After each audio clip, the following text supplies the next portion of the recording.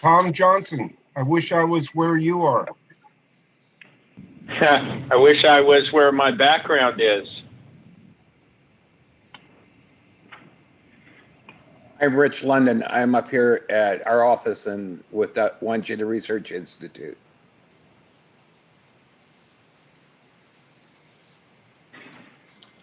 Hi, Rich.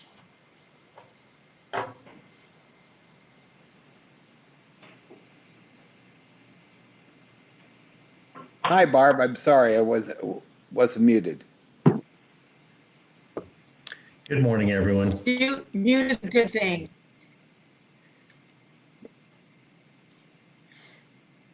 How you doing, John? Doing good. Doing good.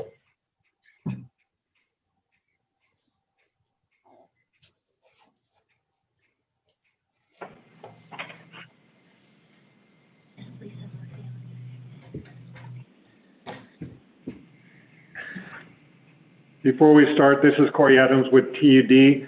I would like to ask people if they are not speaking, other than our board members, if they're not speaking, to please mute yourself just to keep feedback down. I know we were getting some feedback from Tuolumne County Board of Supervisors, so if possible, unless we're able to fix that feedback, if we can mute you until you're actually speaking, just to stop the feedback. Corey, this is Tom Johnson. Just a sound check for me. You sound fine. Thank you.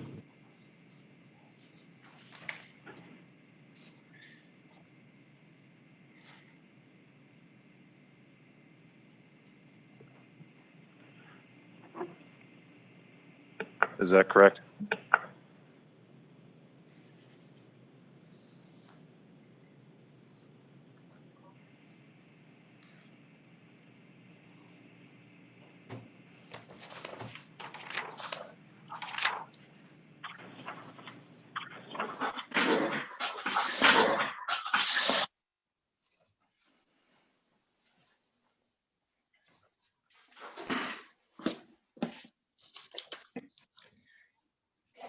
Well, let's see. Good morning, everyone. Elizabeth Mullen from TUD. President Balin, we are ready to go when you are ready to call the meeting to order. Thank you, Melissa. Okay. So I would like to call the special joint board meeting to order on Thursday, February 18th, 2021 at 10 a.m. And we will first begin with the call to order, and this will be done for all of us that are here in quorum. So Melissa, why don't you first call us to order, and then we will turn it over to the Board of Supervisors for their verbal roll call, and then to the city. So go ahead, Melissa. Okay, thank you. I'll now conduct a verbal roll call. Director Balin? Here. Director Boatwright? Here. Director Kearns? Here. Director Murphy? Here. Director Regan? Here. Okay, all 5 directors are present. Thank you. Board of Supervisors? All right, greetings, President Balin. Can you hear me loud and clear? Just fine. All right, well, thanks very much. So I will call this special meeting of the Tuolumne County Board of Supervisors to order. I'll look to our county clerk, Christina Cunha, to read the roll call of the Tuolumne County Board of Supervisors. Supervisor Goldenberg. Present. Supervisor Campbell. Present. Supervisor Kirk. Present. Supervisor Half. Present. Supervisor Brandon. Present. Sort of. Present. Sort of. All accounted for. Thank you. And now gee, I think there's an echo here. I don't know exactly if it's on my end or not. Maybe not. Okay. So how about the city council, please? Call to order. This is Mary Rose Ritaconga with the City of Sonora, City Administrator. Our mayor unfortunately cannot join us, so our mayor pro tem is on the line. Mark Plummer, if you can call the City of Sonora City Council meeting to order. Just got on, so yes, I'd like to call I don't even know the right formulation for it, I'm sorry. But call the city to order for this special meeting. I will take roll call. Mary Rose Ruticano will take roll call for the City of Sonora City Council members. Mayor Pro Tem Plummer. Here. Councilmember Garaventa. Hi, I'm here. Councilmember Such. I believe Councilmember Such is on. I don't know if you guys heard her. Councilmember Sagerstrom. Don't hear her. And the Mayor Hawkins is absent. Thank you. Okay, so it looks like all those that are present. And now I would like to have us all join with our mute on, but join Lisa Murphy, if you would be so kind as to say the pledge on behalf of all of us. And then we'll all, if everyone can be put on mute.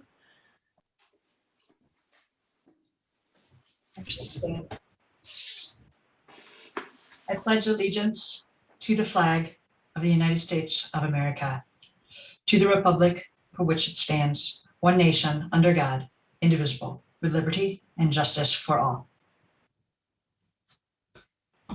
Thank you, Director Murphy. Thank you. All right, a little bit of business here. Our first agenda item is the public forum. And we would like to welcome the members of the public who have taken the time to attend the meeting and provide comments on matters related to our business. It's not on the agenda. Any member of the public may address the board relating to any matter within the board's jurisdiction. This need not be related to any item on the agenda. However, the board cannot act on any item unless it was noticed on the agenda.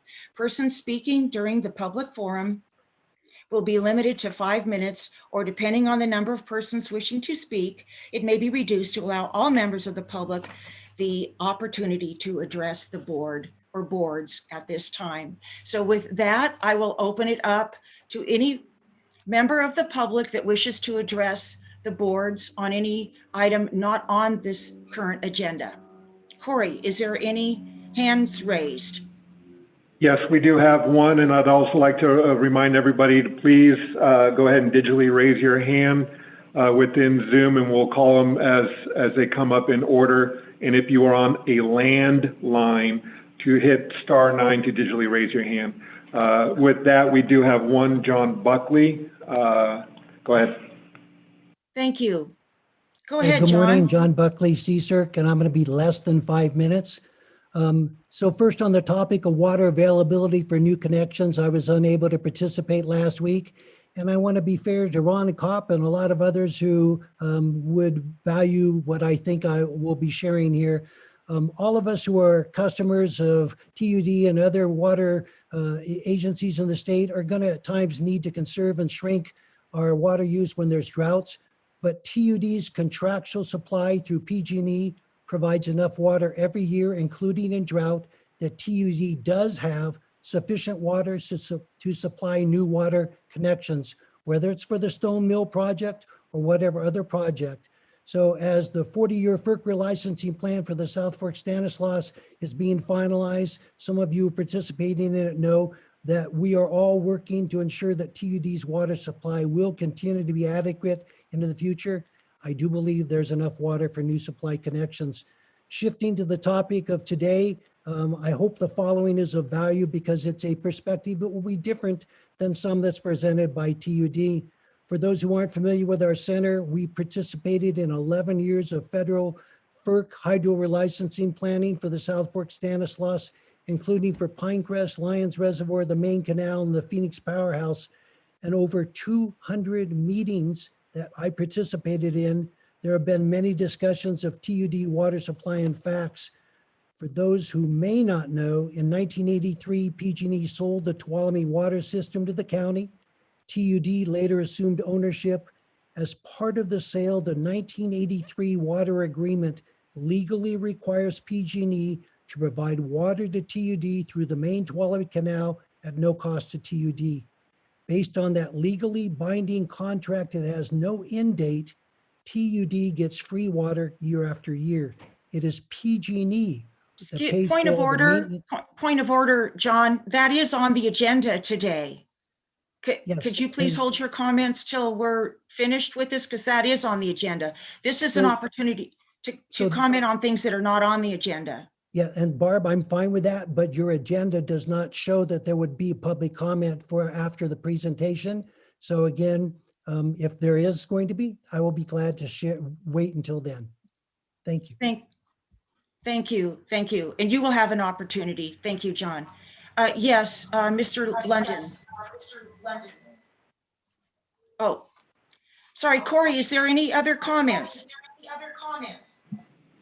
Not that I see at this moment, no. I do believe we have somebody President. on Zoom who raised their hand physically. Yes, that's me. I'm Richard J. London, geologist and director of Wangina Research Institute.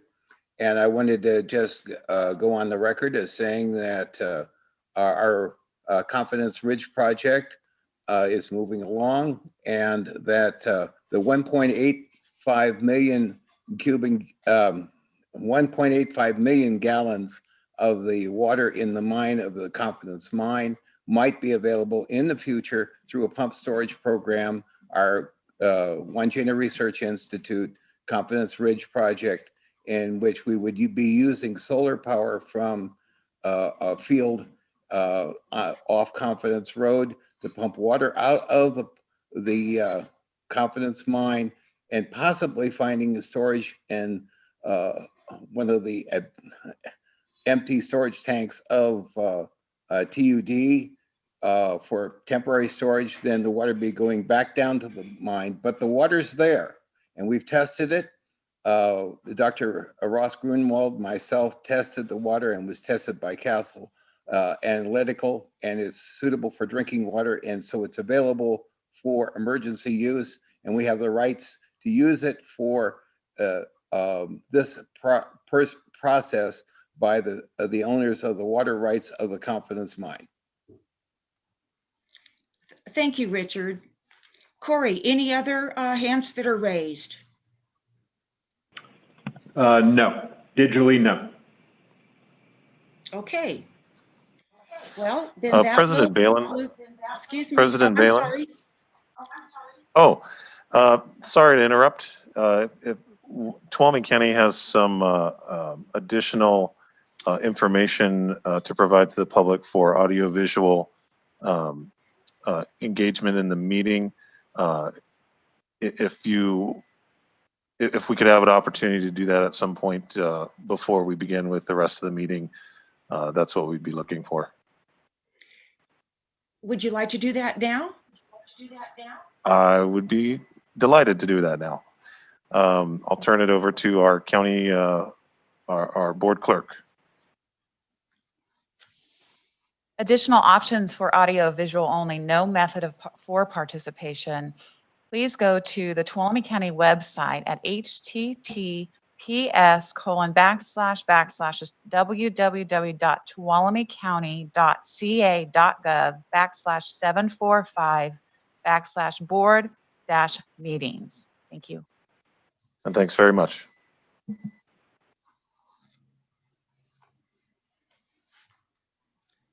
Okay. Any further public comment? All right. Hearing none, then we will go on to regular business and the reason we're here today. Melissa, would you please read our regular business item? Number 1, presentation on the Pacific Gas and Electric Phoenix water rights and facilities acquisition and the United States Bureau of Reclamation New Maloney's Central Valley Project water supply contract. Thank you. I wanted to begin this by giving everyone a warm welcome to attending our meeting and our presentation today. I especially want to give a warm welcome to our sovereign nations, the Tuolumne Band of Miwok Indians, and the Chicken Ranch Rancheria of Miwok Indians, our Board of Supervisors, our City Council, Twain Harte Community Services District, and other distinguished guests and past board members. And also a warm welcome to our community, because they are our backbone.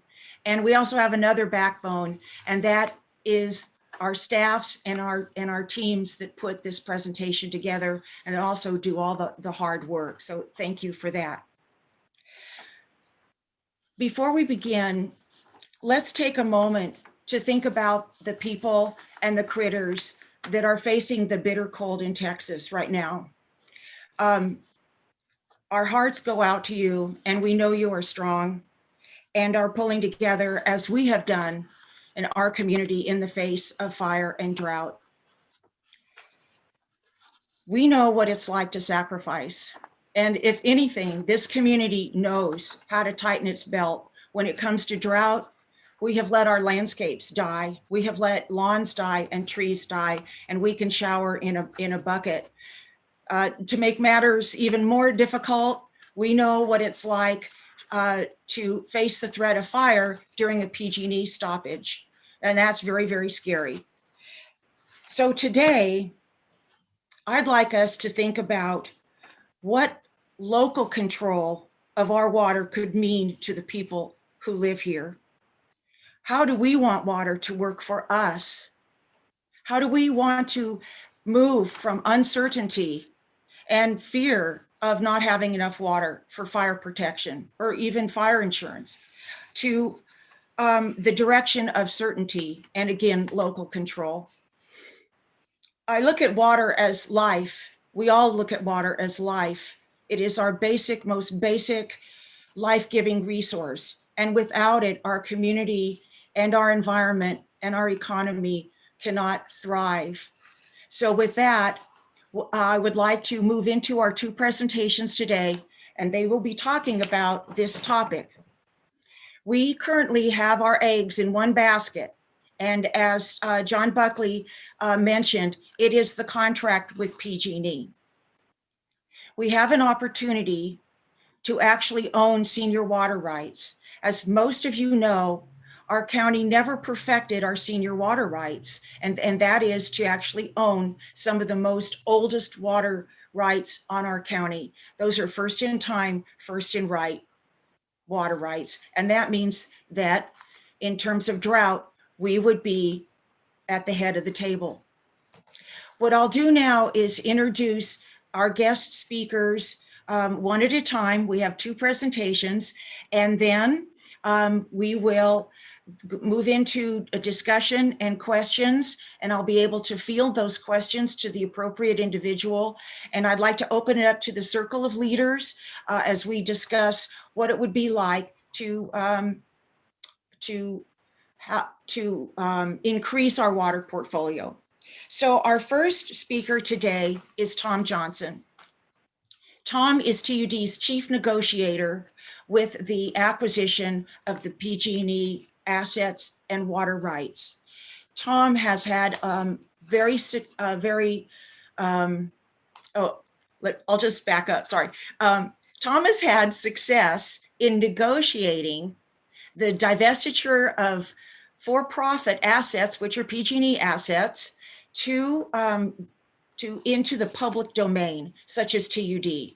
And so I'll let Tom take it from here. He can say a few more words on his behalf, and then he will begin his power presentation on PG&E, and then we will hold our questions. Then we will have our next presenter, and then we'll begin to have a discussion after that. So welcome, Tom, and I'm looking forward to your presentation. Yeah, thank you, Director Balin and members of the community. Corey, can you allow me to share screen, please? It looks like I'm disabled at the moment. Yep, hold on just a moment. Go ahead, try now. Very good. Great, thank you. I appreciate being able to be here today and share a little bit about the PG&E asset acquisition. As Director Balin mentioned, I have been working in hydroelectric and energy transactions in California for over 35 years. For probably, 30 years of that, I've worked on the other side of the table from PG&E in a number of different circumstances, power contracts, operations agreements, and the actual purchase and sale of assets from PG&E. I've worked on a number of these. I'm currently working on 3, and so I have a fairly extensive history in PG&E, their way of doing business, and asset divestiture. So I was contacted by TUD a couple of years ago and have been involved with the TUD team in working on this transaction for that period of time. Let me just start by providing a little bit of background about PG&E and its plans for asset divestiture. A number of years ago, PG&E made the strategic and tactical decision to dispose of some of its more remote or underperforming assets, primarily hydroelectric assets. And PG&E always has an eye to benefits for its ratepayers. Its mission is to provide electrical service and to do so at a low cost and in compliance with all of the PUC and other regulatory directives that it must follow. So PG&E initiated a review of its assets. It came up with a list of somewhere between 10 and 15 assets that it targeted for divestiture. It has been successful in divesting a number of assets. Its disposition has taken several forms. It looks, first and foremost, if possible or if logical, to sell to a local buyer.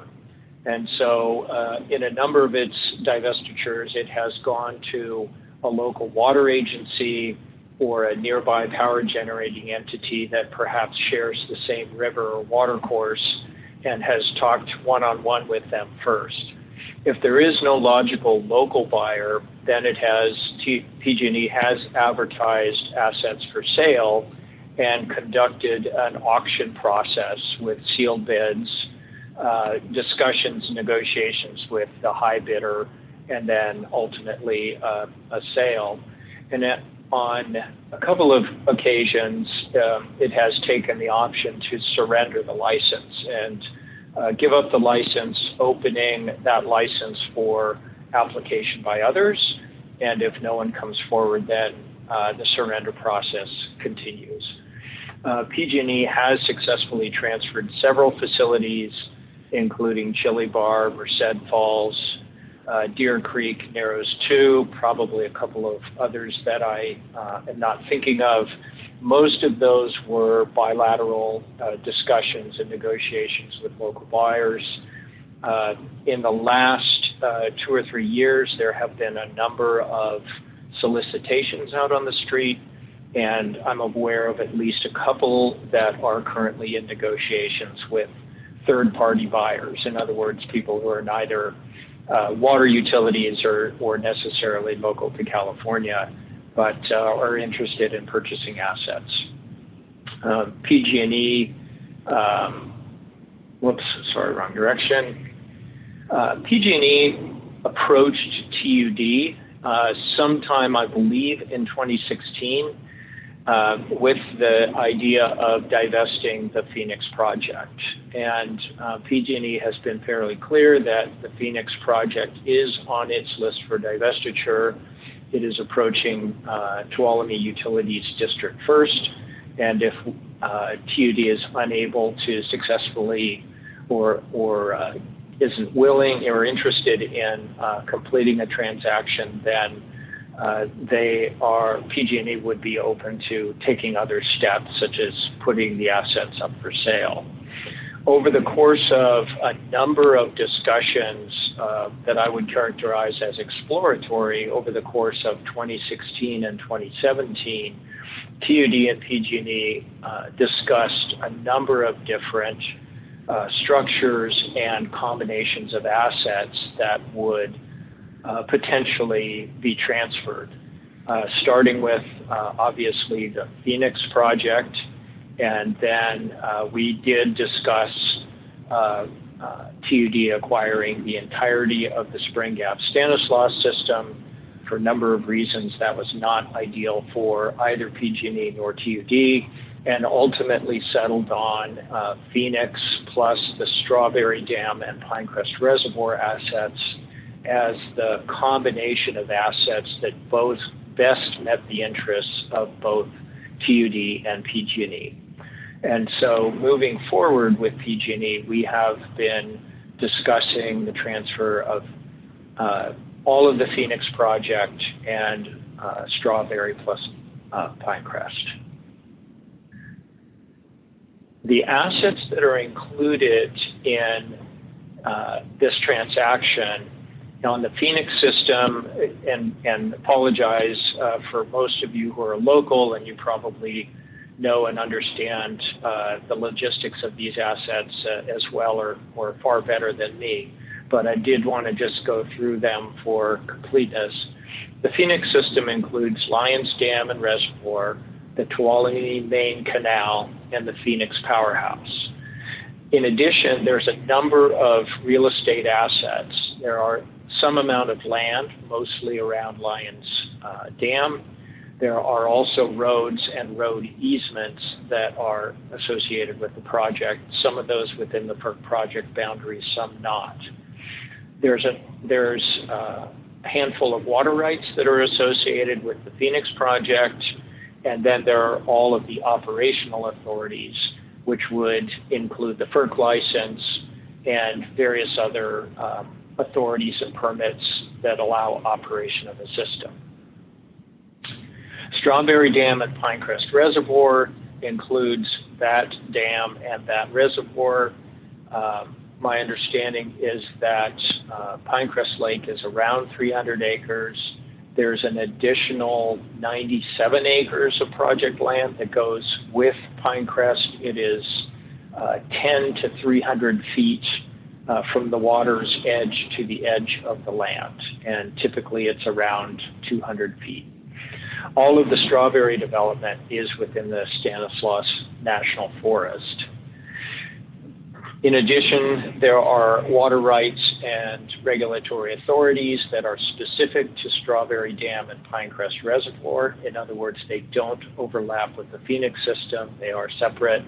And there are additional real assets, lands, roads, easements.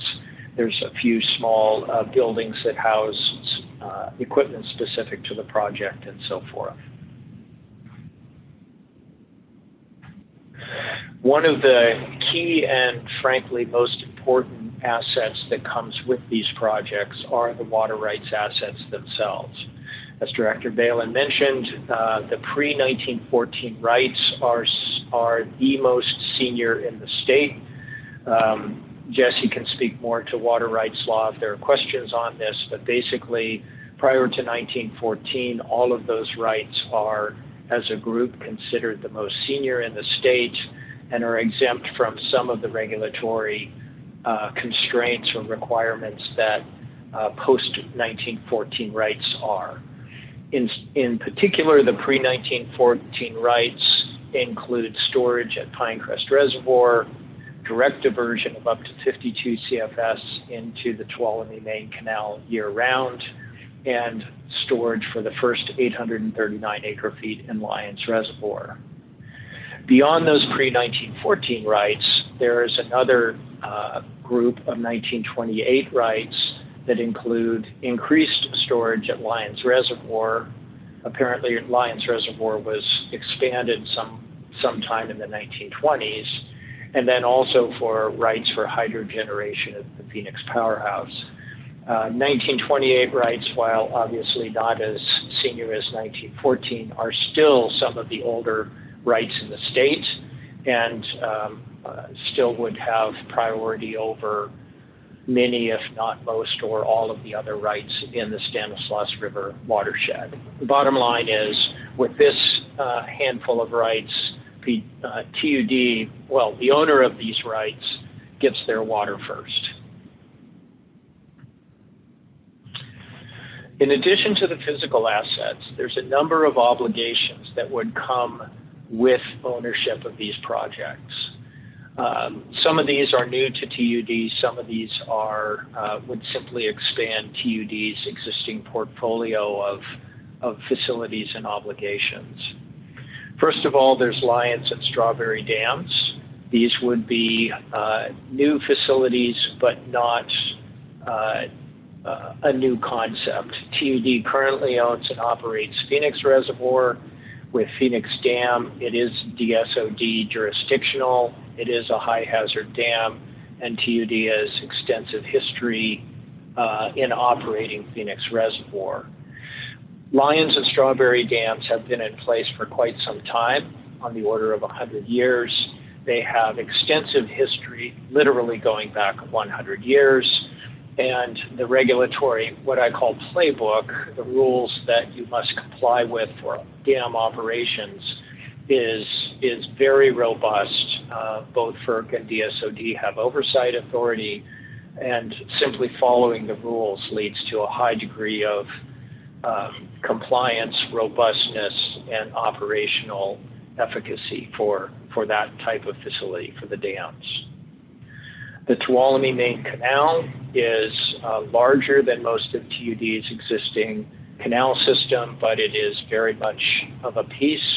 TUD currently operates many, many miles of canals and plumes, and so adding another 15 or so miles of the Tuolumne Main Canal is certainly within the existing portfolio of assets and capabilities. Phoenix Powerhouse is something new. TUD is not currently in the power generation business, and there are a lot of things mostly having to do with interconnection to the electrical grid, which will be a new area of business for TUD. However, the Phoenix Powerhouse itself is a relatively straightforward affair. It's relatively small, it's old but in very good condition, and in terms of technical complexity, it frankly is equivalent to or perhaps less complicated than some of TUD's water and wastewater processing facilities. The other good thing at the end of the day with a power generation facility is if something goes wrong, it shuts itself off.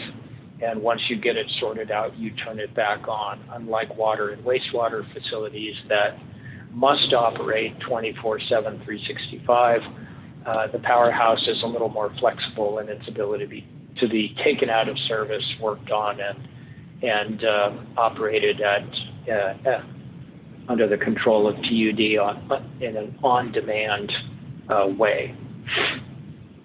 The various and sundry lands, roads, and secondary facilities would be additions to TUD's current inventory, and there will be additional communication and control infrastructure, at least one microwave tower, various communication links, SCADA control, and so forth. Again, all of that would be integrated into TUD's existing systems in a fairly transparent way.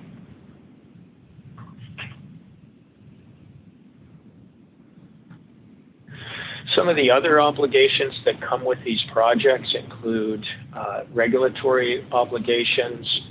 There would be FERC licenses, separate ones for the Phoenix project and for Strawberry Pinecrest. There would be 401 water quality certifications for both facilities, again separate. The U.S. Forest Service has various conditions that apply to these projects, and then there are other minor state and local authorities and permits. All of these various documents are pretty extensive. There's no two ways about it. And the obligations, I'm not going to go through them in detail, but just at a high level by category. So there's a variety of obligations that fall into operational. And what I mean by that is that there are things like minimum in-stream flow requirements, ramping rates for whenever flows are changed, reservoir elevation targets, and so forth. In addition, there are monitoring obligations, monitoring of dams, of course, and then also monitoring of things like flows, temperatures, and potential impacts of project operations on fish, vegetation, or wildlife.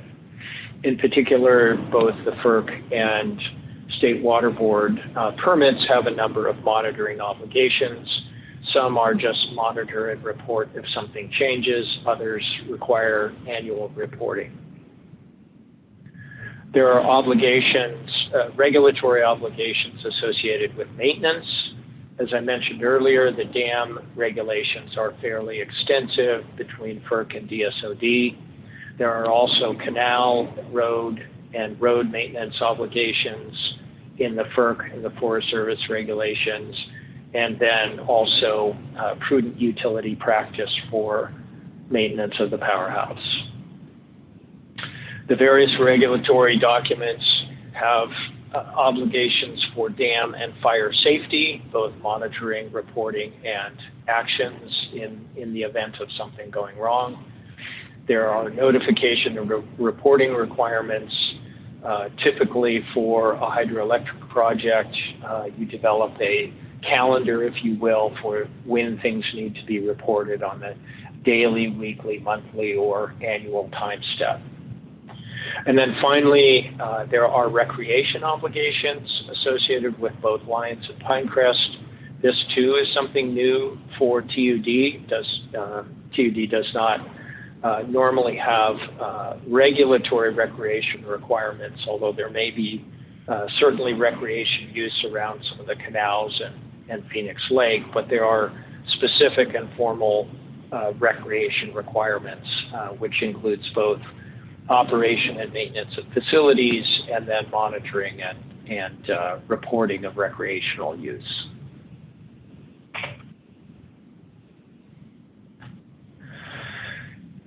I wanted to talk just a little bit about costs and revenues, although I admit that this topic will need much more thorough discussion with the public at some point in the future.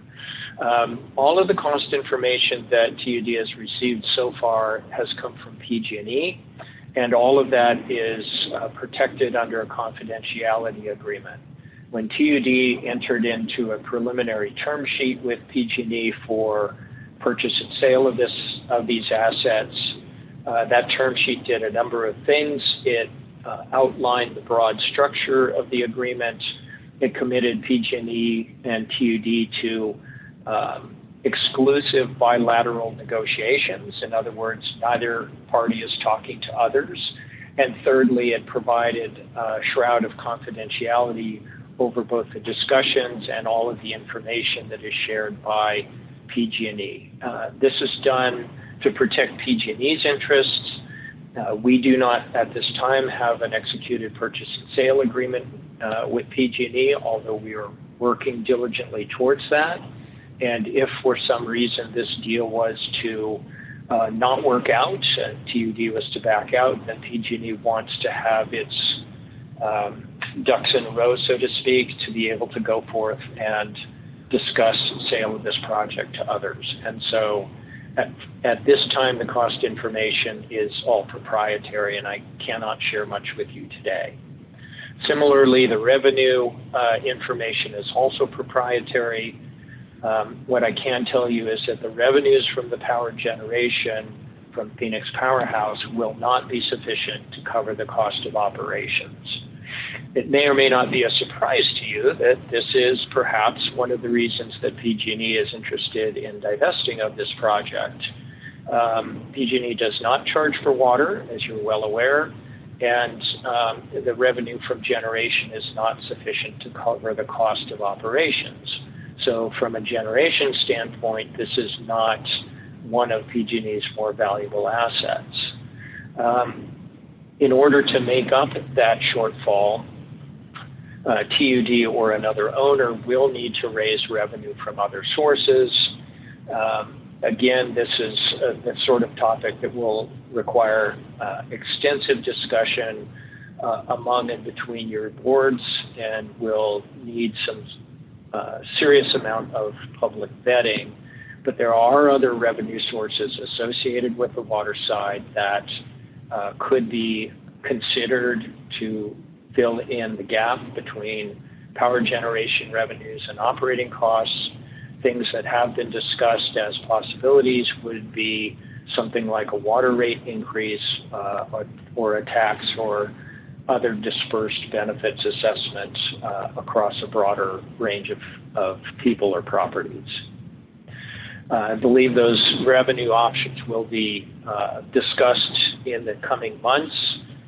We'll talk a little more about schedule in the future in the next few slides. We'll come back to this. Let's talk a little bit about the transaction process itself. PG&E, as I mentioned earlier, has divested a number of assets, and so by now there's a reasonably solid playbook for how these things go. Typically, the way I think about the transaction process is in three parts. The first part is the initial due diligence and term sheet. And in this phase, the counterparties come together, they share information. PG&E is interested in TUD's, for example, financial capability of taking on the project and its interest in doing so. TUD is interested in costs and history of the project and a lot of technical details. And so both parties undertake due diligence and they execute a term sheet that obligates them to negotiate exclusively with each other and to move forward towards a purchase and sale agreement.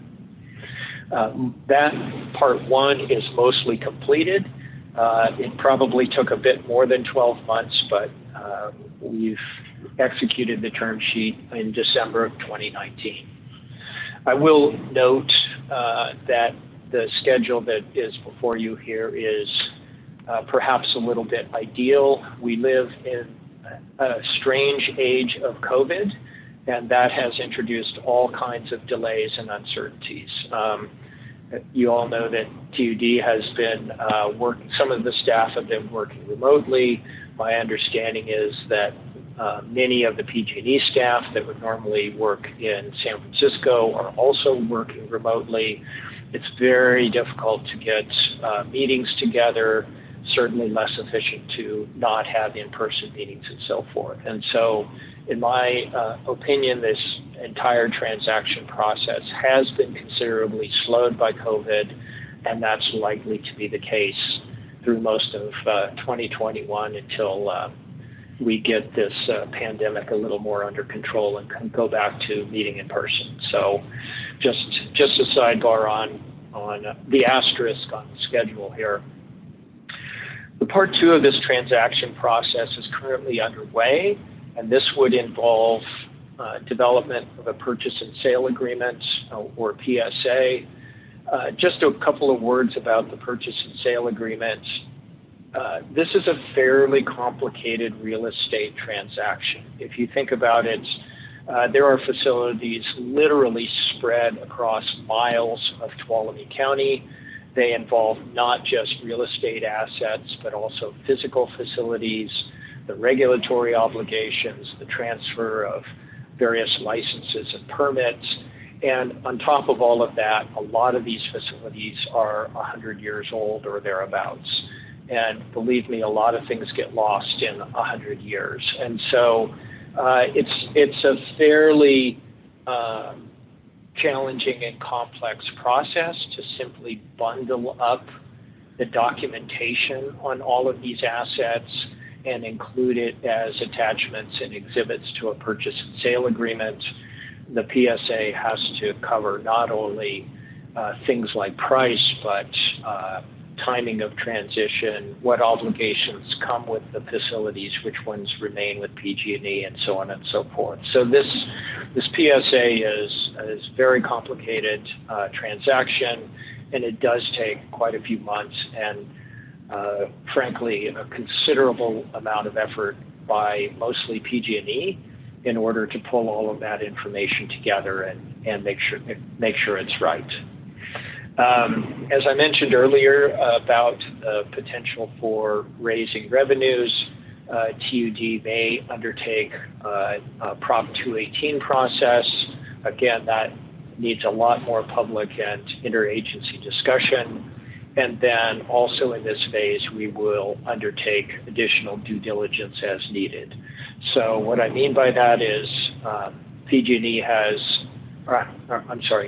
has spent the last year and a half or so working with PG&E, reviewing records, literally shadowing PG&E operations staff out on the project, and we're pretty comfortable that we know where the strong points and weak points of this project from a physical facility standpoint. But as we work through those 100 years of records and documents, it's for sure there will be other issues that come up, and we'll simply need to get that information, review it, work it out with PG&E, and make sure we understand everything we can about this project before taking it over. The third phase of this is after the purchase and sale agreement is completed.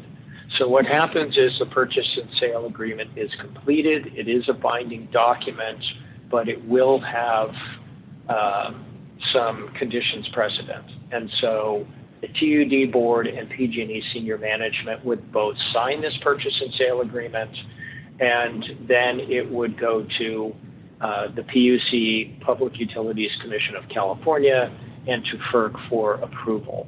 And if those approvals are granted, then the PSA goes into effect. If they're not granted, or if there are some changes demanded by those entities, then the PSA would not go into effect. And so there's a period of about 18 months when FERC and the PUC would review and approve these documents. And then there's a very extensive real estate closing period. I imagine most all of you have bought a house or other real estate property. Typically closing is 30 or 60 days. For an asset of this complexity, the closing period is probably more like 6 to 8 months. And there's an awful lot of things that happen during that final 6 to 8 months to get everything lined up from a legal standpoint. Also, in that final 6 to 8 months is when TUD would need to bulk up hiring, contracting with third parties, any additional training that hadn't already occurred, and then on a date certain, we would commence district operations of the facilities.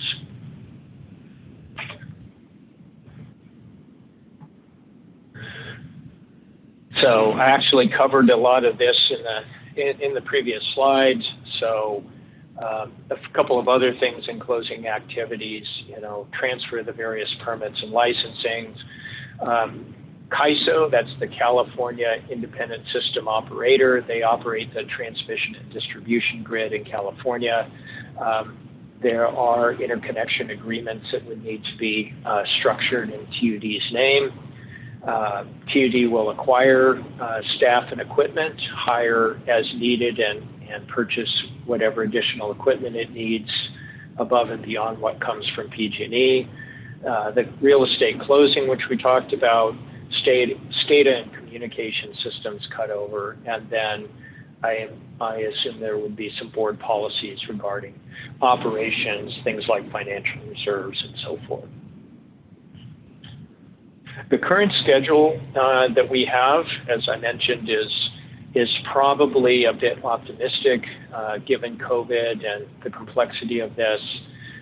We had anticipated closing and operations by TUD as early as the early portion of 2023. I think realistically, we're probably looking at mid-23 and perhaps even later, just depending on how quickly everything moves.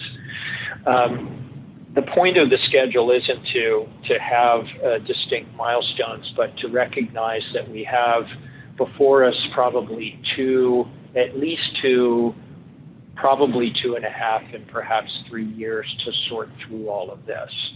So there is a team of folks from TUD and outside consultants such as myself who have been working on this now for about 2 years. There's a team at PG&E that is 4 or 5 people.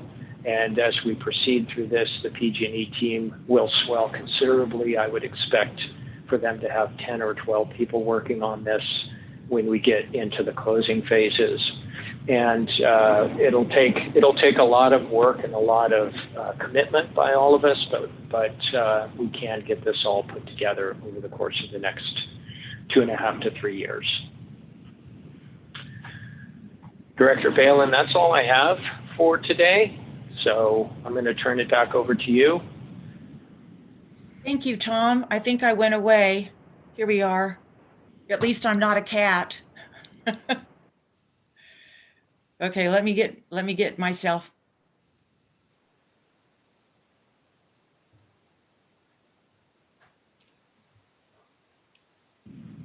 As long as we can hear you.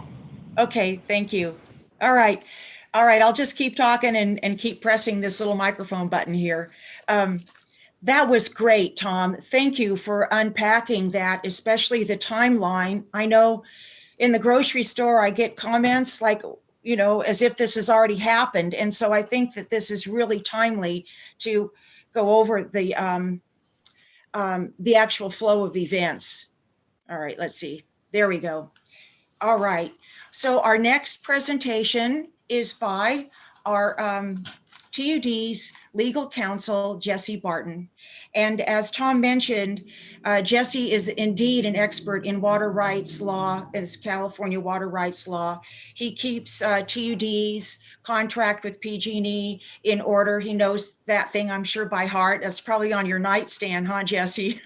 And he's just been an amazing resource for us. And so Jesse's going to be presenting another, if you will, opportunity to have a feather in our quill or diversify our water portfolio, have more than one basket of eggs, so to speak, with the Central Valley Project. And that might be the first time everybody's heard of that. So Jesse will explain what that is and what our opportunity is for countywide benefit. So thank you, Jesse, and welcome. Thank you, President Balin. Corey, it looks like you unlocked me. Thank you. So bear with me while I set this up. Okay. And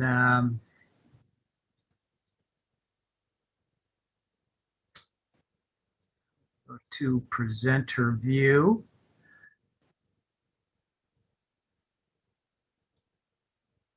Okay. Does everybody see the first slide? Yes, you're good. Okay, thank you.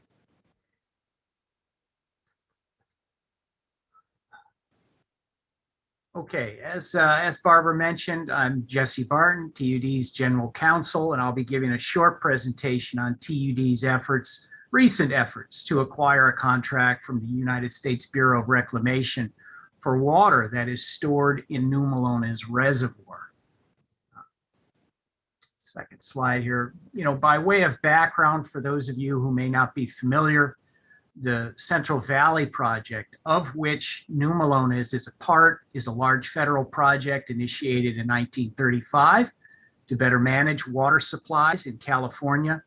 The New Melones Project was originally authorized in the 1940s, and it entailed enlarging the existing Melones Dam and reservoir to store additional water during the winter, spring periods, during the high rainfall periods. The reservoir enlargement was not actually started until decades after it was planned, and it was eventually completed in 1979. As the project was being developed, most of the additional water that would be stored in New Melones was allocated to satisfy various environmental and regulatory obligations that the Bureau incurred as a result of the overarching Central Valley Project. But TUD's predecessor was named in the federal legislation that authorized New Melones as an exception and is therefore eligible to receive a contract for water out of New Melones. TUD over the past several decades has considered obtaining a contract several times, but has never executed a contract with the Bureau. TUD is now considering obtaining such a contract as a supplemental or supplemental emergency supply for Tuolumne County. At this time, we do not have a firm estimate of the amount of water being sought, as that number needs to be established through what is called a water needs assessment, which is an examination of you essentially have to prove up how much water is needed to obtain the contract from the Bureau, and that assessment is ongoing. The water needs assessment will consider as part of its evaluation the county general plan. And then once TUD identifies the amount of water that it seeks, TUD will inform the Bureau. And then that information will be used to establish what is called a basis of negotiation with the Bureau of Reclamation. Once the Bureau issues the basis of negotiation, that kind of sets the ground rules of the what is expected of the parties during the negotiation. They need to know certain things such as how much water, where it's going to be used, what it's going to be used for, and things of that sort. Once the basis of negotiation is established, it's the acronym is BOND for short. That will start a 2-year time limit during which TUD will have 2 years to complete the necessary environmental documentation, which would include compliance with both CEQA and NEPA, and then also finally execute that contract with the Bureau. The amount of water being sought will influence the overall costs to secure the contract and the depth of environmental analysis required, because as the larger the contract, the more downstream impacts there may be. Diversified water sources. The desire to obtain the contract from the Bureau at this time is part of TUD's efforts to diversify its water resources and improve reliability. You've already heard from Tom at the beginning of this meeting here, the first step in this effort, which will be to acquire PG&E's Phoenix system, as well as the Phoenix water rights, Pinecrest, and the Pinecrest water rights. And this second step being the Bureau contract, will give TUD access to a reservoir with a watershed that is roughly 9 times the size of the South Fork stand by itself. You can kind of see a layout here in the upper corner of the difference in watershed sizes between just the South Fork, and then when you combine the north and the middle with the south, and then downstream all the way to New Melones, it's a substantially larger watershed and can capture substantially more water for use. Access to the water. TUD will not have to build anything to utilize the water from New Melones. TUD already has a pump system in New Melones, and the ability to lift that water from New Melones up and into TUD's upper ditch systems, as well as various other connected ditch systems. Having this additional water could be used to offset a wide variety of TUD demands in other areas of the system. Although New Melones can hold up to 2.4 million acre feet of water, this will not guarantee 100% reliability. There will be times when water will not be available to pump at TUD systems. And this could be in situations where there's multiple year droughts and extreme drought. And then there are also regulatory constraints imposed that may limit when and how much water can be pumped up from New Melones. This is a map of the system, and you can see up here in the upper left-hand corner the facilities involved in this contract. And this is the New Melones pump facility. It's down here in the upper reach of New Melones. And then from that point, it is pumped up into this pipe and ditch system where the water is then left. I apologize, I tried to make this as large as possible, but it's still, the smaller font is difficult to read, but this is Matlow Reservoir right here. And then it would be lifted from Matlow Reservoir up into this junction here. This is called the San Diego Divide right here. And then the water could be distributed by gravity from this point to the Matlow ditch or south into the San Diego ditch, and then serve this area of Tuolumne County. And by providing that additional water, it could be used to provide additional water for supplemental uses. It could fight fires, additional water to fight fires in the area, and relieve water demands up here in the upper system. We would have, the TUD would still have its upper diversion up here by gravity on the South Fork stand, serving the larger portion of the area. But if something were to go wrong, water could be lifted and pumped into this system to provide sustainability and more reliability than we currently have. Estimated costs. These are the Bureau prices here. The water is relatively inexpensive at only between $45 and $70 per acre foot. You have to add the $10 per acre foot environmental restoration charge to both forms of water use, whether it's for ag or M&I. The ENR charge is added to both of those. For this, and then ultimately, although this is the Bureau price for the water, it will cost approximately $193 per acre foot to lift that water up from New Melones into the TUD ditch system. For this reason, water under this contract is not currently anticipated to be part of TUD's regular supply, because if TUD can run adequate water by gravity from the South Fork through the main Tuolumne Canal, there'd be little reason to incur the costs needed to lift the water from New Melones. As I mentioned, this is kind of a belts and suspenders types approach, so a backup supply. The objectives. Ultimately, TUD does not envision pumping water from New Melones every year. Instead, the water will be used when the San Francisco supplies are limited, which could be due to climate change. And climate change is expected to result in an earlier end of spill at Pinecrest. And if that were to occur, it may be necessary to pump water from New Melones earlier in the system. And by doing so, what that would do is the phrase is called backing water into Pinecrest. And so rather than drawing from Pinecrest supplies, TUD would draw from New Melones supplies and leave that storage into Pinecrest for future summer needs. Some of the other uses would include fire protection, fire prevention, ditch outages, emergencies, or if California were to impose more environmental constraints on TUD on its water use.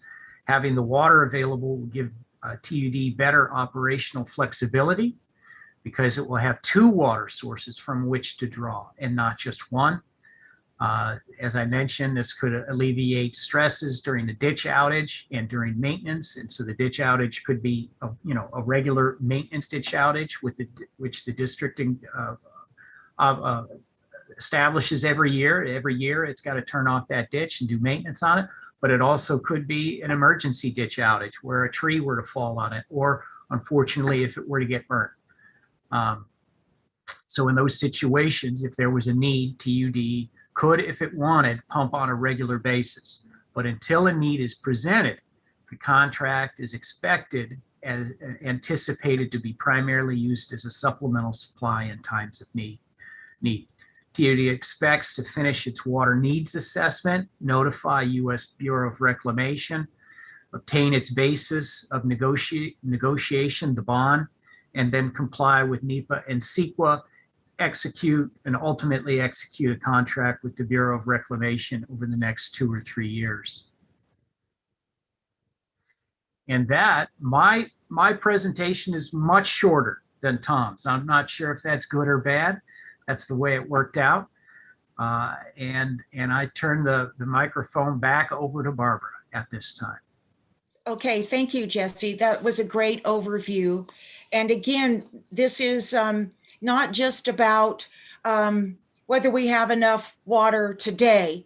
This is about factoring in the very real possibility of hots, drier dries, and wetter wets, where we could actually have the whole year's rainfall come in 1 month. We don't know.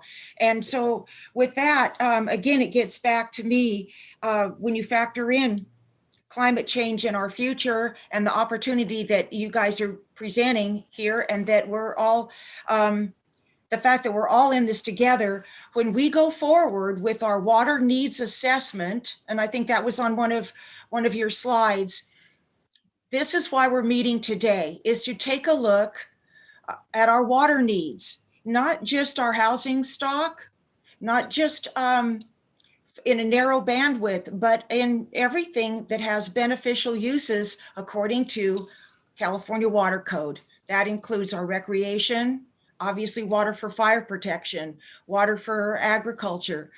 Do we, want to have water for future heritage tourism, let's say? And so there's a variety of resources and benefits that would be countywide. Water would attract people to live here. Water is part of our fabric of nature, and water is definitely a powerful force, not only in nature, but as a commodity also. So here, that's sort of the gist of our presentation. And with that, I would like to thank our presenters. And I think that gives us an idea of what we're looking at in our opportunity. And now open it up to all the boards, the circle of leaders that are here today, for questions or, discussion. And so I see Director Ringen's hand up, and Director Murphy also. But if you guys know how to raise your hand by going through Corey? No, Director Ringen says no. Okay, well, I will work with Corey. All right, for Corey, why don't we tag team on this, okay? Yeah, I'll go ahead and I'll write down names as I see them pop up. And so I'll call on people as I see them in line and ask them to unmute themselves. So we'll go ahead and start out with Lisa, then we'll move on to Ron, and then move on down the list after that. So we'll start off with Lisa. Thank you. Director Murphy, I apologize. Yeah, no worries. Yeah, mine is a question about the FERC agreement. So if we pass on if we as Tuolumne County were to pass on the opportunity to acquire the water rights and infrastructure, and PG&E sells to another entity, and that entity chooses to do water only, so decommission the Phoenix power plant, would they still be required to uphold the FERC agreement that we have with PG&E? Or since it would be water only, would it shift to being under the California State Water Resources Control Board instead, and that FERC agreement may or may not be honored? I think that's a Tom and Jesse question. Yeah, absolutely. Yeah, I'll take a first cut at that, and if I don't get all of the answer, then Jesse can help. So the FERC license isn't an agreement; it is a license to operate, and it is associated with the power generation components of the project. So if an entity, whether it was TUD or somebody else, no longer wanted to generate power, they could relinquish the FERC license. And FERC then goes through a process to decommission the project. And decommissioning is quite a bandwidth. So there's anything from abandon everything as is in place, simply remove the generators, to basically removing all the parts and pieces and restoring the site back to its natural condition. So decommissioning is this huge spectrum. And decommissioning is always a one-off process. So if somebody who had held the FERC license, wanted to no longer generate, they would go through a decommissioning process. over the course of 2 or 3 years with FERC and come up with an agreement on what that decommissioning would look like. If the owner of those facilities also wanted to continue to transport water, they could do so. There's a question on another project that I'm working on that if you relinquish the power generation, do you automatically relinquish the water rights that goes with that? And that gets into a level of legal analysis that we haven't undertaken and would have a lot of complexities to it. But in theory, that if you could keep the water rights but shut off the generation, then yes, your primary regulator would be the State Water Resources Control Board and regulation through the water rights. So if I've answered most of your question, great. If not, any follow-up? Yeah. So I guess what I was trying to get at is my understanding is the agreement that we have with PG&E for the water that we currently get is sort of protected by FERC. And I may be wrong on that, but I thought that was kind of who made sure that agreement stayed in place. And I'm wondering if somebody else comes in, if we pass on the opportunity to get the water rights and infrastructure, if another entity comes in, if PG&E sells to another entity, would we expect that entity would be required to keep the same agreement we've had with PG&E, that we continue to get that water supply for free? Jesse? Yes, thank you. I wasn't sure if you were going to field that one. To answer your question, Lisa, Director Murphy, the contract between TUD's predecessor, and PG&E, FERC is not a party to that contract, and neither is the California Public Utilities Commission. That contract was entered into for a variety of reasons in 1983, some of which were to prevent other parties being party to that contract, and that's why it's a two-way contract. If an outside entity were to acquire the system, the FERC license and the water rights for Phoenix, and they desired to abandon the Phoenix project, the water rights that Tom had on his slide would, in my opinion, still be valid to be retained. Power generation is only one of the uses, authorized uses of those water rights. Public service and domestic water supply are also uses, authorized uses for those water rights. So I think it would be conceivable that they could release the license and keep the rights. Does that answer your question directly, or you have a follow-up? I guess the question is, how secure is, if this changes hands to another entity, how secure is, should we expect to continue getting the water for free? The short answer is no. Okay. And the reason for that is, the easiest way for me to explain this is, let's pretend I don't represent TUD. Let's pretend I'm contacted by a third-party buyer of significant water rights, and they are bound to a contract that's over 30 years old, written in a different regulatory and legal climate, and they want to monetize those water rights. I don't think it would be very difficult for a water rights attorney to find a way to monetize those water rights. And the most likely purchaser of that water would be the entity that uses those water rights the most, and that is TUD. So if I were hired, that's what I would do. But I represent TUD, and I would like to prevent that from happening. Excellent. Thank you. That answered the question. I appreciate it. You're welcome. All right, next up is Director Regan. Okay, thank you very much.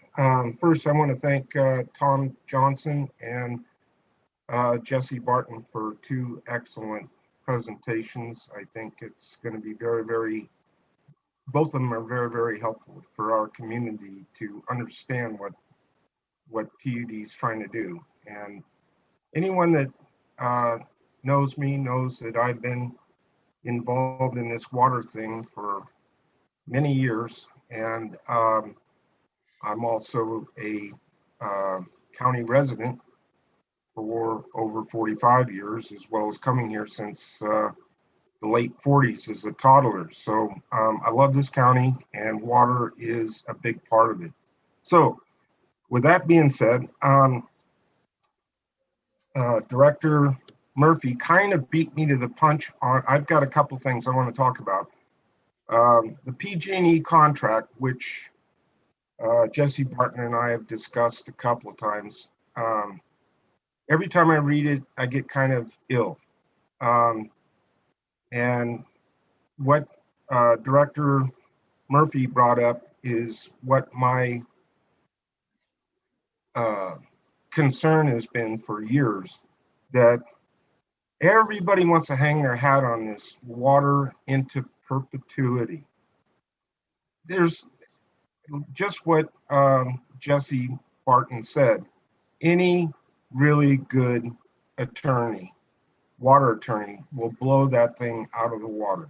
And so if we don't take this once in a lifetime, finally, chance to get our own water rights under our belt, which should have been done by Tuolumne County over a century ago, but wasn't. This is the time to get it done and to make sure for our residents, for our economy, for future development, and our livelihoods, we need to make this thing happen. Which brings me into my next thing. This is not a TUD, Tuolumne Utilities District deal. This is an entire Tuolumne County deal.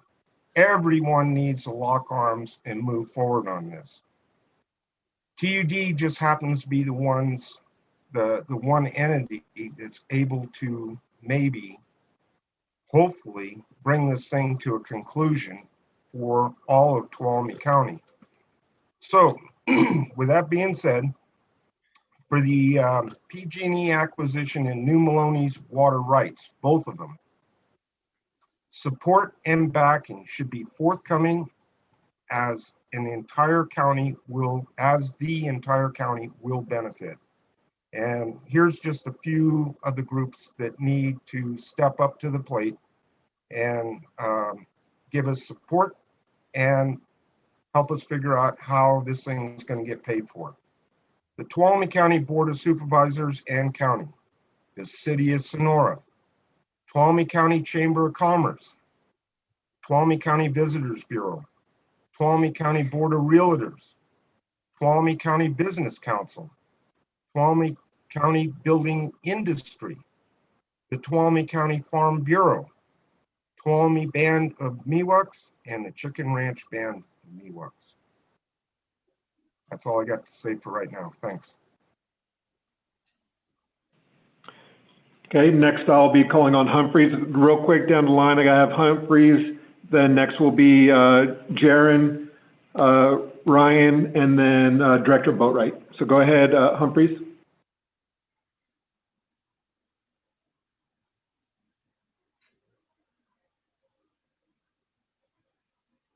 I went ahead and sent you an unmute. There you go. There we go.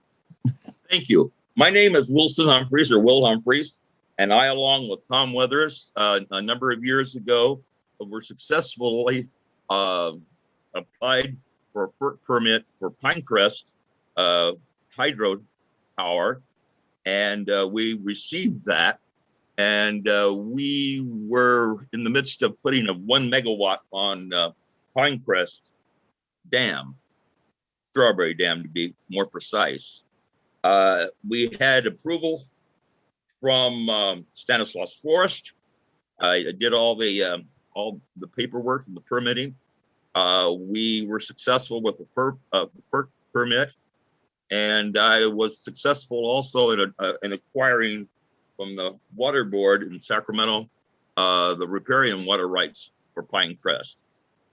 With that being said, I'm hopeful that we can work together, and I have all the engineering and all the documents, and along with Frank Helm and I, we did all the environmental assessment work, that I would share that with you folks, and hopefully make something positive happen from all of my and Tom's hard work. So with that being said, I'll leave it to questions and/or talk to you individually later, but that's where I am with, and the reason I'm at this meeting. Thank you. Uh-huh.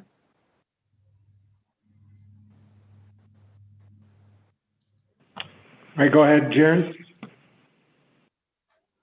Thank you. If it's all right, I'd like to defer to Chairman Campbell, just so he can be able to get the lead on that. I can ask mine after. Okay.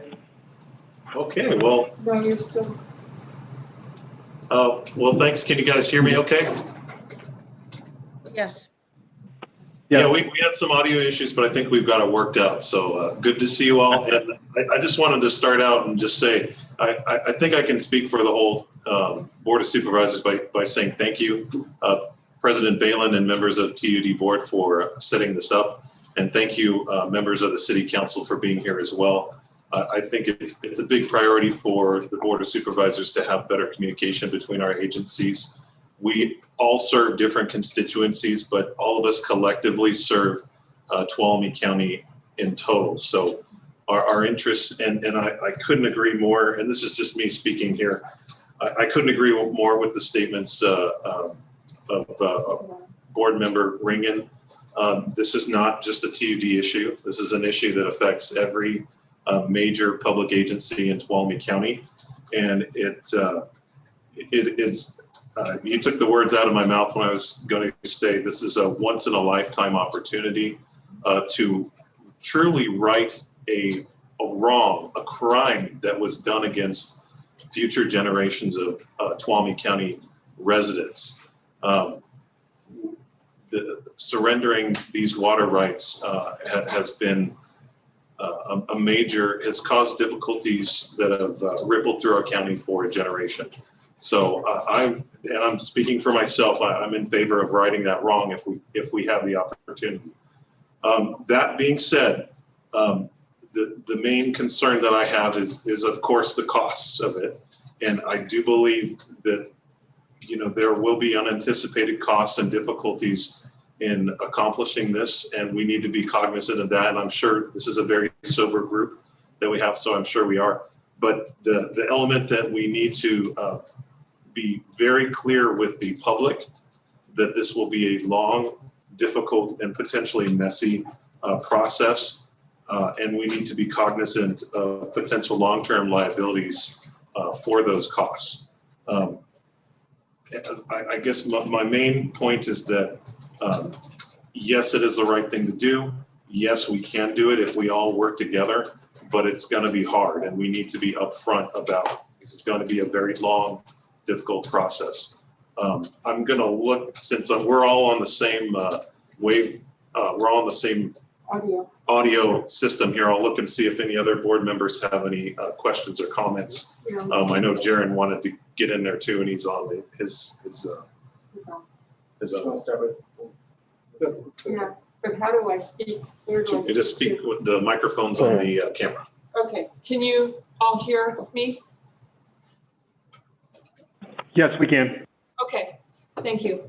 Kathleen Haff here, 4th District Supervisor, but I'm speaking on behalf, I guess, of my own thoughts here, and as a past person in charge of Tuolumne Public Power for the whole county government, such as the city, the county, the schools, and of course TUD, special districts. So TUD is also involved in having the privilege of having a beneficial power rate.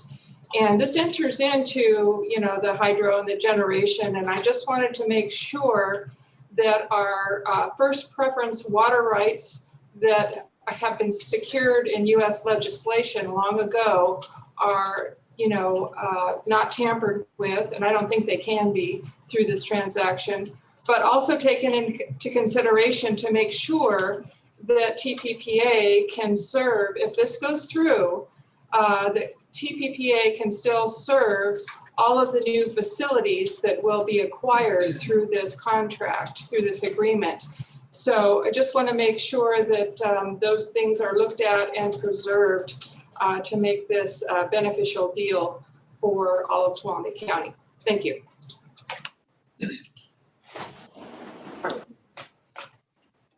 Can you hear me okay? This is David Goldenberg, District 1. If you can hear me okay, please. Yes, we can hear you. Okay, thank you. Yeah, similar concerns. I agree with the sentiments of Chairman Campbell.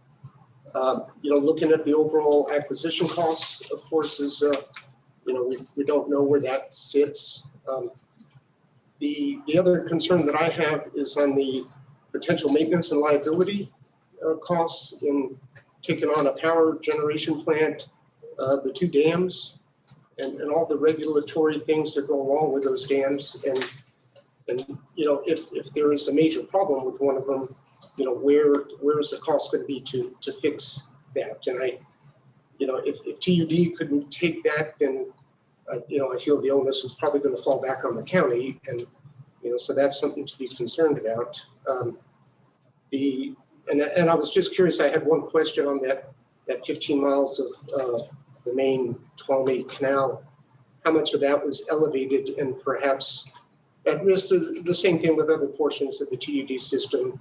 You know, risk to, you know, trees falling on it or fire exposure, you know, what have you. So, I mean, that's kind of getting a little bit in the weeds, but I was just, you know, if we take that on, there could be a lot of costs. And overall, the concern would be where would the ratepayers, you know, be on this acquisition? And what kind of costs would there be, raises and rates for our users out there? Thank you. Thank you. Before I turn that over to someone who can answer that, I think your question also was about maintenance of PG&E of the current system, how TUD would be doing that, and also the cost amortized on the ratepayer. I just wanted to add one little caveat here is in 01, I worked on rebuilding the Darby Flume, which is on the south facing side of the canyon over on the north fork of the Stanislaus. And FEMA covered 100% of that because the Utica Power Authority was a public utility. That's the advantage TUD has here as a public utility, being able to, once California is declared a disaster or our county, then we can apply for FEMA funds. I don't believe, and before I turn it over to either Jesse or Tom for the next part, I don't believe PG&E can claim FEMA money, can use FEMA money. And I think that's been some of the problem because they're not rebuilding once things have burned. So with that, I'll turn it over to Jesse and Tom. Yeah, Jesse, I'll take a first stab. I think the questions I heard were around risk of operations, amount of canal versus flume, and then costs. And I'm going to try and answer those, perhaps not in specific order. First of all, PG&E has done a good job of maintaining these facilities. As I mentioned earlier, they've owned these facilities for 100 years, and they're still here, right? If PG&E was in and out, we don't care, we're not in it for the long run, they'd have been done and gone 70 years ago. PG&E is the largest owner and operator of hydroelectric facilities other than the federal government in the entire country. And they're pretty darn good at operating these sorts of facilities. And so overall, the facilities, while portions of them do show their age, they are certainly older, some of the equipment, and et cetera, but it is all well maintained. It is all up to current code compliance and standards. Secondly, with regards to costs, any prudent budget that the district develops, and I will tell you that we have developed a preliminary budget. Obviously, we don't own the facilities, so it hasn't come before the board for adoption.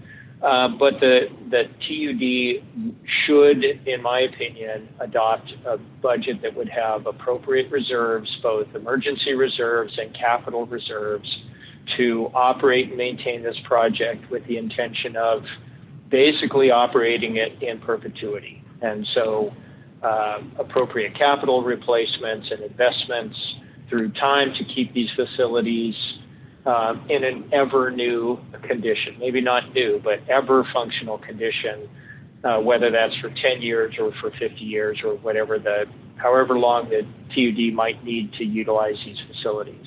And so as we develop budgets and costs, we will have those recommended reserves included, and any sort of revenue stream for this project will, at least in my recommendation, will have all of those appropriate costs baked into them. Thirdly, President Balin was 100% correct. As a public entity, TUD would have access to things like FEMA money in the event of an emergency, and certainly that's very helpful. With regards to the amount of canal versus flume, I don't have the exact numbers at hand. I'd have to dig those out. I believe there's something like between 2 and 3 miles of flume total in the Tuolumne Main Canal. That's chopped up into lots of bits and pieces. I believe that Tuolumne Utilities District owns and operates quite a few more miles than that of flume across all of its other ditch and flume system. The TUD system is many times the length of this Tuolumne Main Canal that's being added on. Although Tuolumne Main is fairly large, TUD already operates way more miles of canal and flume than they will be adding with this acquisition. So I think I've covered those points. If not, please, any follow-up questions? No, thank you for the clarification. I appreciate it. Just looking at a broad sense, moving forward, the potential for those costs. But I like the idea of how you describe the planning. Thank you. And I think if it's still okay with Supervisor Brandon, I think Supervisor Kirk had a question. It's I kind of feel like when you're at the grocery store and you think they just have one item, and so you let them go in front of you, and then they have a whole nother cart of groceries. If that's okay with you, Supervisor Brandon. Okay. Cool. All right. First of all, thank you guys for putting this together. Tom and Jesse, your presentations. Tom, I think TUD's really fortunate to have you on board, just hearing some of your background. I think they're fortunate to have you guiding them through this process. To be honest with you guys, I was a little bit worried about today's meeting based on some of the past TUD board meetings that I watched. I wasn't sure where we would be with water rights. I know where I am. And I'm ecstatic because today it sounds like we're all on the same page. Supervisor Campbell said it really well. It really was a wrong that we need to make right for our citizens. And I think it's important for me, my perspective is either you guys, the county is going to own it, or some third party is going to come in and own it. And when that is owned, someone's going to pay for the water. So either we're going to have more control and pay for it one way or another, or a third party is going to come in and own it, and we're still going to pay for that water one way or another. And I think Lisa Murphy, her question was the number one thing on my mind was when we lose a contract with PG&E, and if a third party acquires it, like Jesse said, we're going to end up paying for that water. So I think we're all on the same page. We want to support you guys. We want to make this wrong or right, and we want to own our own water. And I think it's important for the constituents as we go through this process to understand that one way or another, we're going to pay for this.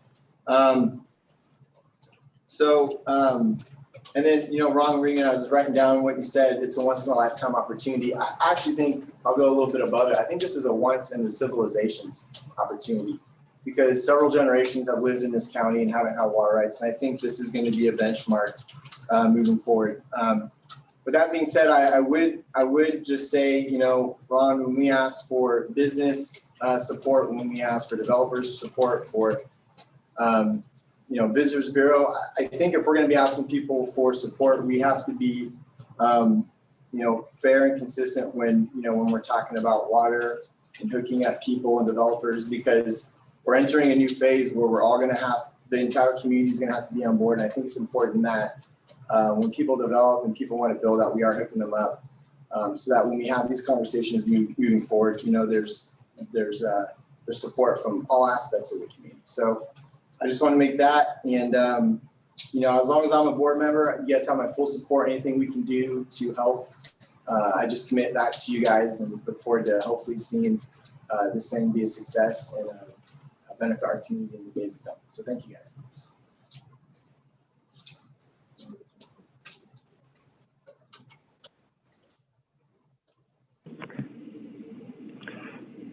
Okay, so if we go down the list, we'll call on Director Boatwright next, and then Director Kearns will be right after that. I think Jaron had some comments too, didn't you, Jaron? All right, go ahead, Jaron. I'm good whenever, but probably group us all together. That way we kind of get the county initial stuff out of the way, if that's okay with you, Bruce. All right. I just wanted to say first that I wanted to thank all the partners here, because this is being new to the board, new to me to have a joint meeting with our fellow public agencies, and I think that's really inspiring. I don't think this happened very much before we entered onto the board. And so this is a new step for the county. I wanted to recognize our tribal partners. I wanted to recognize TUD and the city. Everyone being here, this is a great step. And second is thanks to Chairwoman Balin and TUD for organizing this too, and putting all this together, as well as Jesse and Tom for presenting and giving us a lot of clarification on it. I really look forward to more collaboration on a lot of our shared issues. I think, as Director Ringen had mentioned, not only this, but I think many of these issues, we face them as a community and we rise and fall together. We have a lot of overlap, and I hope we continue these conversations into the future for this issue, but also beyond that. To me, the value of this is crystal clear, especially, given climate change, given the cyclical drought that we face, as well as housing and humanitarian needs and business needs. Water is the new gold, and selling the water rights for this county was perhaps the stupidest, most short-sighted decision ever made, up there with buying a gold mine. And I think this has the opportunity to potentially rectify that. And I think that echoes a lot of the sentiments from the county, is an eagerness to learn more about it and see what we can be able to do together. I think that this has the strong potential to make us more resilient, stronger as a county, be able to give us options into the future, which is very important. And also that taking no action on this will be a decision. And I have a couple of questions right after I give my little spiel. But to me, the main concerns, the cost and liability, is still kind of a muddy issue. I do have questions about what the impact will be to ratepayers, what the potential for revenue generation would be. And of course, we want to make sure that while we acquire these rights, acquiring these rights would be a good decision for the county, that we're able to maintain them, we're able to pay for them, and that we're not signing up for something that is unsustainable, which is equally important. So anyway, just to again echo board member Ron Ringen's comments. This is not the decision for any one body. We're all in this process together. I'm so happy to see us here talking about it, learning about it, and I hope we continue that. A couple of questions that I had, it seemed from the first slide, speaking about the various pieces that had already been sold, and that potentially, the Tuolumne, Maine, Lion, Strawberry, Phoenix may be sold piecemeal.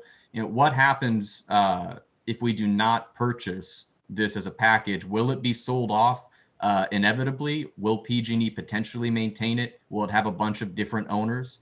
I'd love to kind of hear what the alternatives would be. Yeah, this is Tom. I'll take a stab at that. I don't know if we have anyone from PG&E on the line with us here today. Janet or Mike, if you're here and you want to tackle this, speak up. If not, I'm going to take a shot. All right. I didn't see that we had anyone from PG&E on the line. My understanding is PG&E's interest was primarily in divesting the Phoenix project, and that is a FERC licensed project. In all of the divestitures that I'm aware of, they have sold the FERC licensed project as a complete unit. So that would be Lions and Tuolumne Main Canal, the Penstock, and Phoenix Power Hubs. Those are the primary facilities that are included in the Phoenix project.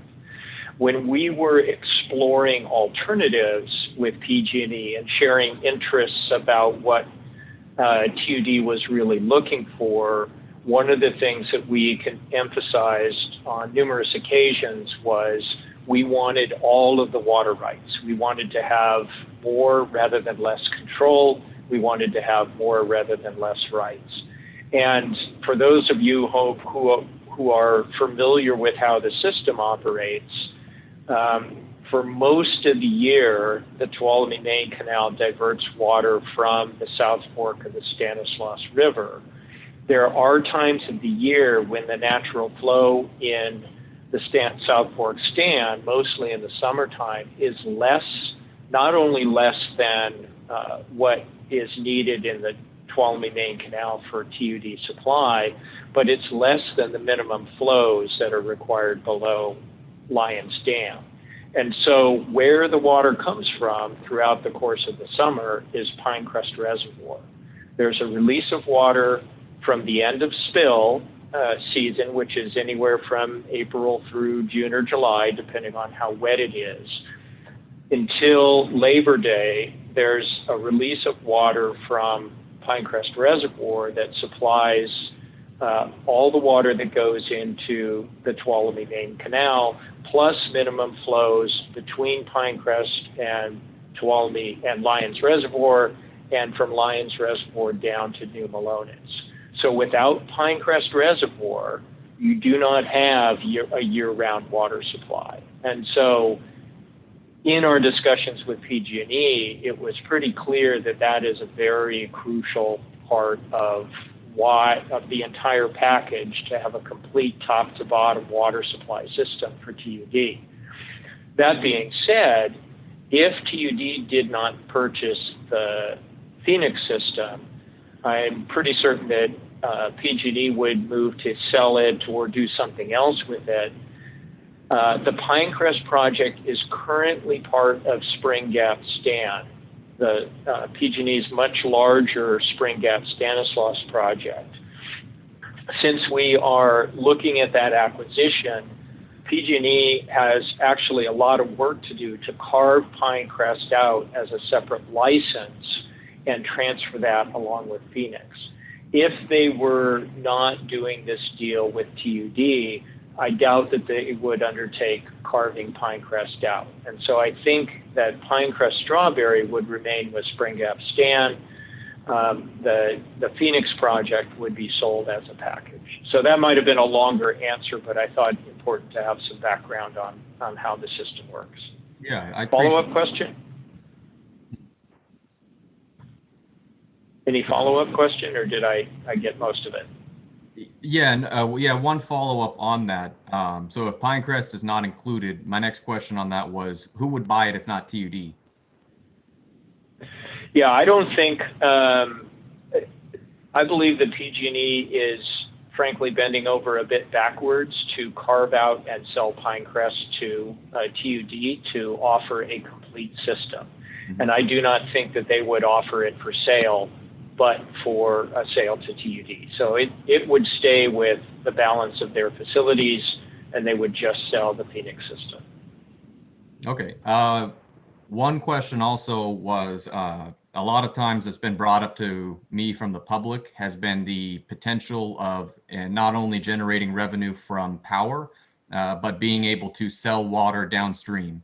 And that seems to me to hinge on whether this is able to pay for itself, or even be potentially revenue generating or not. What's the potential for this to be able to, I guess, either sell water downstream or be able to generate power and sell it downstream?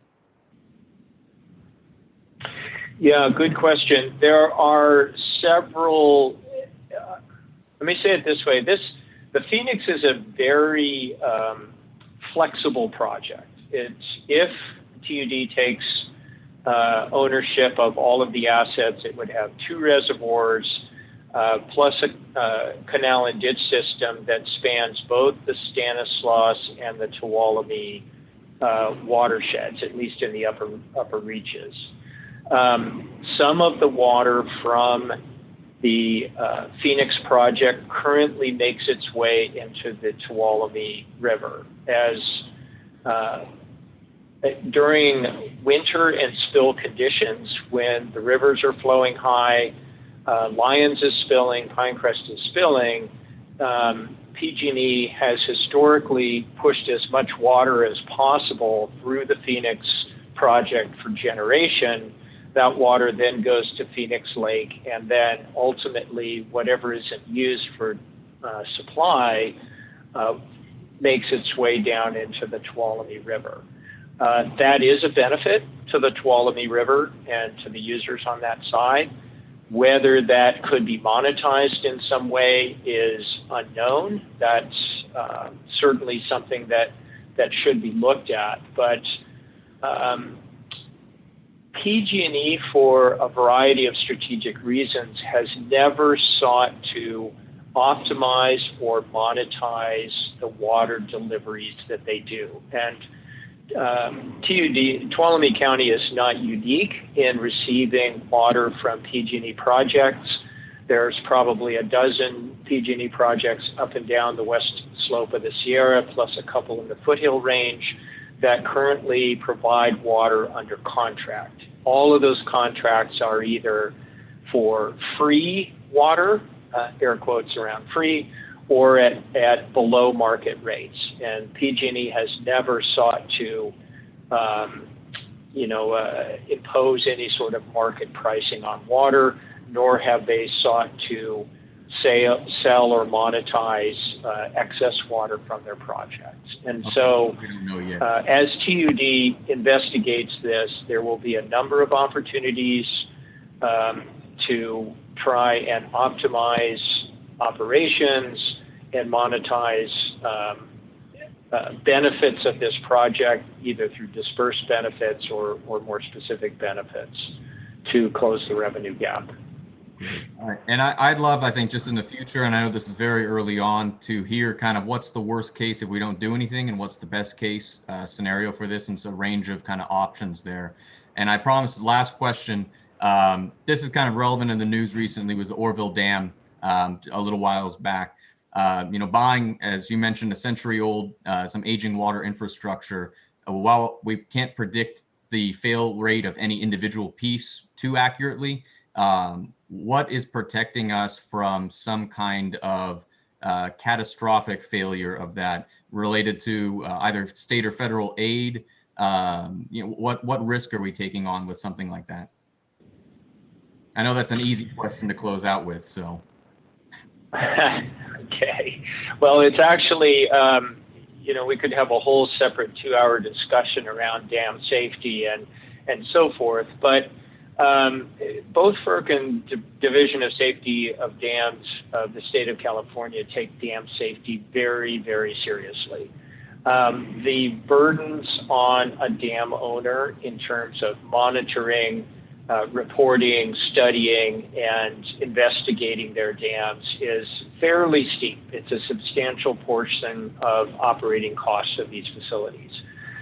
For example, FERC requires every 5 years an independent consultant to do a very detailed analysis of the dam, including the past 30 years of history, anything that's happened in the last 5 years, consider all relevant current and new safety regulations and so on and so forth. And both of these dams are in full compliance with all safety regulations on a state and federal basis. I'm not an expert in dam safety, but these facilities are up to snuff. Yes, they are old, but these facilities were built with, they weren't built to have a 10-year useful life. They were built to have hundreds of years of useful life.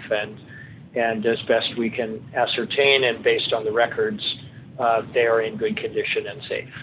Excellent. Thank you, Tom. Barbara, if it's all right, I could answer a little bit of, I think Jaren's question was a little bit broader. Okay, I'm getting a thumbs up. Jaren, Supervisor Brandon, you had indicated the best and worst case scenario, and I took it a different way than Tom did. And I'll answer it the way I understood it. But let's take the best case.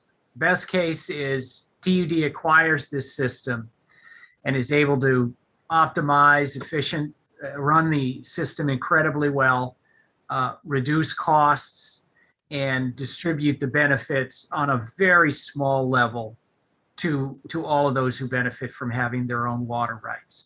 That would be the best case. TUD would be in charge of the water and control of the water destiny of the county as a public agency.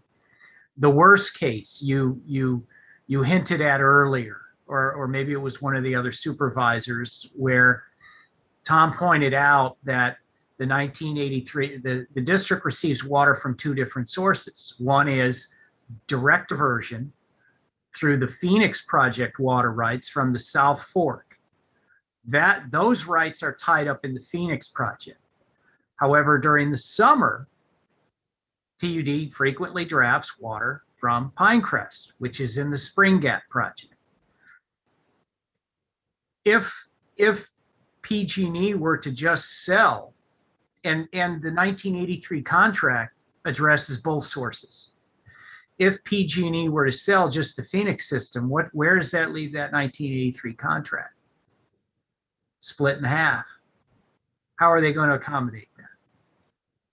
It's going to be a rewritten contract, and I wouldn't want to see how that contract's rewritten. That's worst case. Hopefully that's helpful.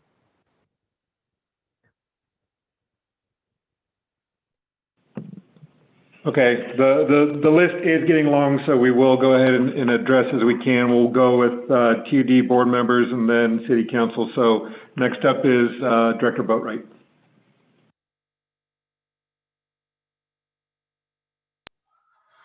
Oh, good afternoon. Are we in afternoon? Almost afternoon. Let me start by thanking the public leadership for the general support and understanding of this opportunity that we are embarking on, and also the public that has come to the meeting for their understanding of the opportunity, and I hope to have their support moving forward. And also thank you to Tom and Jesse for the presentations. Jesse, if you would listen to my questions so that I'm, won't be breaching anything that might be considered confidential. It might be too late by the time you say it, David. What will the relationship between PG&E and the new owner of the system look like for water used at the Spring Gap power generation facility? Tom, I believe that is still subject to a confidentiality agreement, how that would look. Yes. All right. I'm sorry, Director Boatwright. Question. Thank you. That's locked up. That's still subject to negotiation. We aren't hiding it, but that's subject to negotiation. And even if I were to say something, it may change. All right. Thank you. All right. Next up, Director Kearns. Yeah, thank you. Good afternoon. And I want to also thank everybody who's taken part of this rather large meeting. And as Director Ringen and several others have said, this is much bigger than TUD. This is not only everyone who is representing the various entities on this call, but future generations of Tuolumne County from here in perpetuity. Since I've raised my hand, a lot of my points have been already covered, but I do want to put my own little twist on a few of them. The first one is probably one of the biggest things that people have asked me out and about is, why does TUD want to take this on?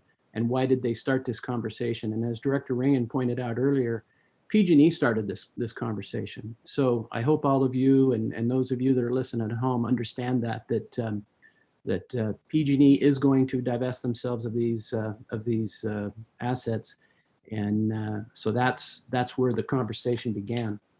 Also, that 1983 contract, everybody loves to talk about the free water, and it's been a wonderful contract. It's been a great relationship between TUD and the entities that preceded us, and PG&E. It's been a good partnership, and it's worked wonderful. But as we all know, agreements can get very perilous when you have members of the original agreement leave and have new members step in and step into those shoes. That's when if trouble's going to start, that's when it usually starts. And those comments by Jesse Barton earlier about monetizing, that scares the heck out of me. And I hope it scares the heck out of all of you as well. Because no matter what we finally agree to with PG&E on what this system may cost to operate or to take care of into the future, we're going to pay for it. Our ratepayers are going to pay for it, whether we own it or we don't. And I think it is imperative for all the reasons that have been spoke about here earlier, that we get this deal done, that all of us lock arms, as Director Ringen said, and march forward in lockstep to get this thing done, because our future generations depend on it. And I'll reserve comment till later. Thank you very much.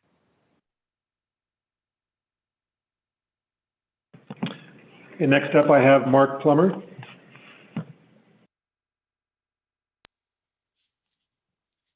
Thank you. First, I'd like to reiterate the comments by almost all the prior speakers about how important this is to us and how it seems absolutely essential that we press forward with it. But I start thinking of the nuts and bolts of the negotiations. And so my first thought is that we have a really awful negotiating position. Seems like we're desperate for it. And while we were approached with it, they want to sell it, that we almost have to pay any price that is required. So one of my questions is, if we can't reach what we think is a fair price, is there any option for arbitration or anything like that? Or are we just over a barrel? So that's the first question. Then the second question would be, if it's never going to be as good as free, obviously, but our ratepayers already feel that our water is really expensive. I would love to hear some of the board members address the possibility of selling water downstream or amortizing it over a long enough period of time that it is a bearable cost, because that's where most of our ratepayers, including myself, feel that our water is already really expensive. So thank you.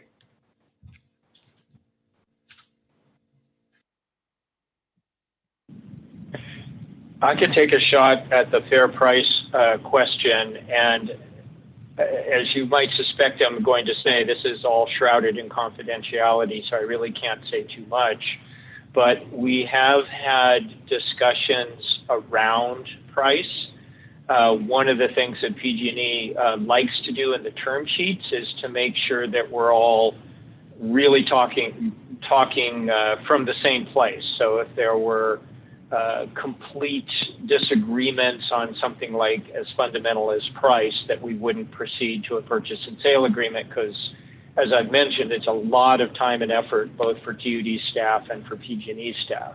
And so I can tell you that we have had preliminary discussions on price, And I do not believe that arbitration or anything like that will be necessary. I believe that there will be a good and fair outcome of this that will not be disadvantageous to TUD. And then if I could just have one follow-up, obviously, any rate hikes to the end users, is something that can't be discussed without even knowing a price and some of the costs and other things. At what point in the future will that be available to the public? Because that is the biggest question that most people have. Yeah, I would defer that to President Balin or perhaps Ed Pattison to talk a little bit about the schedule for working out the revenues side of things. We are, as I believe I mentioned earlier, looking at all sorts of optimization and monetization options. I think there are quite a few options, and it will come down to the board and TUD and other leaders around the county to decide which of those options to pursue. So I am hopeful that we can, from a technical and accounting level, be able to share those options with board members in the not too distant future, and then have them give guidance to us in terms of what to pursue and when. Very much. Then the last item would be that, I mean, I understand that water is incredibly complex. I've attended a few trainings where it was so far over my head with the complexity that most people don't understand that. But the other things that the public is really pushing for, sometimes it's believed that we have an anti-growth position, and it sounds to me like in this planning for the future that it's really taking a pro-growth approach. If that's the case, I'd sure like to hear more affirmation of that. Thank you. I'm done.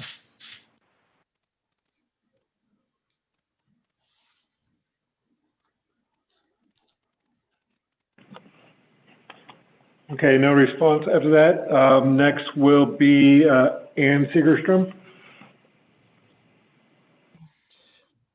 All right, can you hear me?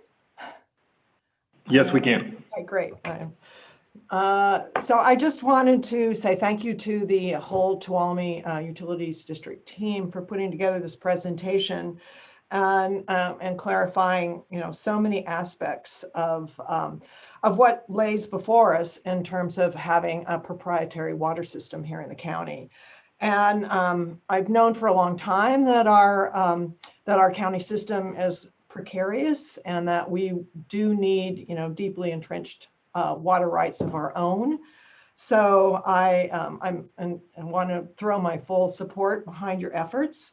And I know there will be a long, long road of more meetings and questions and doubts, but hopefully we can work through it. I also, strongly endorse educating the public as widely and as completely as possible, because you are going to get, as all the TUD members are talking, questions about water availability and rate hikes and this, that, and the other thing. And water is such a precious commodity here in California. I think having our own water rights access is terribly important. So anyway, I wanted to thank you again. And that is my City of Sonora 2 cents. Thank you very much.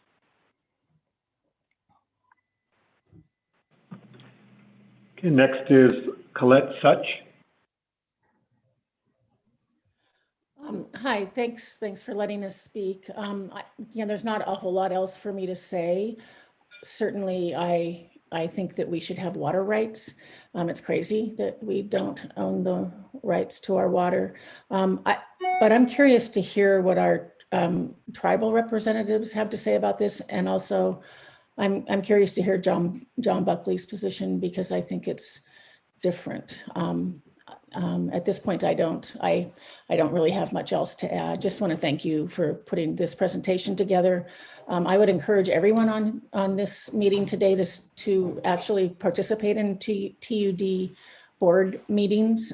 They're actually very interesting, and there's a lot of good information that comes out of them always. So that's it for me. Thanks so much.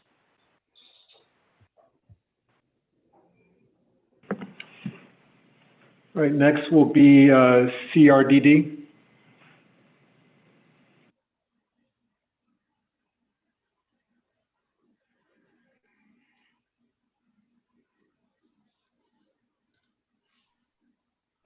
Thanks. So Stephanie Seuss with the Chicken Ranch Tribe. Okay, so what's our opinion? I just want to go back in a different direction. First, thank you, Barbara, for putting this on. Jesse, Tom. This has been a long time in coming. I was back in, I can't even think when it was the last time that the county sat down with TUD and the Board of Supervisors chambers to have this discussion. And it was years ago, and not much was picked up after that. From the Chicken Ranch Tribe's perspective, I want to go back to 2014, 2015. And that's when we were kind of brought into the issue of the county was going to run out of water in 88 days, right? And what are we going to do about it? And the tribe negotiated a 3-party contract with a downstream partner to make sure there was water available. And the system, the way it was done back then, was water was purchased by the tribe at the time. As far as, just so you know, water at the time I think was going for over $3,200 an acre foot on the open market. That's not what we paid for it. They were very generous. We paid for what we used, and what we didn't use was no problem, which is a very unusual situation in purchasing water in the state. Since that time, the tribe has been trying to figure out how to operate under drought conditions, right? Looked at modeling under on the Stanislaus. It's a bureau operated facility, and yet it's also overseen by the state of California, where you're looking at phase 1 of the water quality control plan, where you can comply. They're looking at 40% more unimpaired flows going down the river, which means if there are no dams, how much more water would be going down the river? Last week's TUD meeting, I respectfully disagree with the thought of the reservoirs will always fill and spill. That I think kind of is naive going forward. And you have to look again at where your facilities are, at the levels of where the water is, again, under drought conditions, and going forward, how many consecutive years of drought could you possibly be dealing with? So, Director Ringen, you know, we're here, but it's not as easy as, I don't know what everyone is expecting, right? It's not just a matter of cutting checks. It may be looking at capital improvement projects, ability to store more water below Lyons, right? Making more of those connections. Pulling water out of Maloney's, where the pumps are now, doesn't necessarily mean it gets to Jamestown without some significant infrastructure to be put in place, right? In 2015, most of the county was under 35% cutbacks. Twain Hart went as far as 50%. So when you're looking again at new construction, new development, which we need, it kind of comes with that caveat of you can have it, but just be aware there may be a regulatory drought, there may be a climate change drought, and I hate using that word because that sure separates the room if you use climate change, and there may be a system failure drought, right? So I think, again, looking at PG&E acquisitions, looking at CBP contracts, looking at water rights, and from a tribal perspective, going back, it's always this thing about, are you buying paper water or are you buying wet water? What is your end goal? And the end goal should be to have wet water somehow. And I commend you guys, and we've sat down and talked about this, but this is not easy. This is not easy work. And I so appreciate you bringing in the county, because this plays heavily into the general plan and how the environmentals going forward, right? Are these areas for growth? And the last thing I'll say, hopefully, is the issue as far as going back to this drought again of 2015. When everyone was cut off or those flows were reduced, who got hit the hardest? It was the ag community, especially here in Jamestown.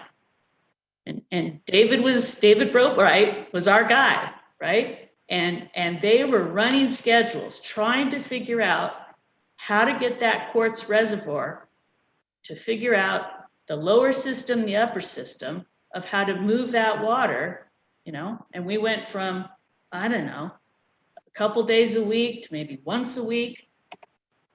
If going forward, Tuolumne County wants to have a viable ag community based on raw water or treated water or reclaimed water, right?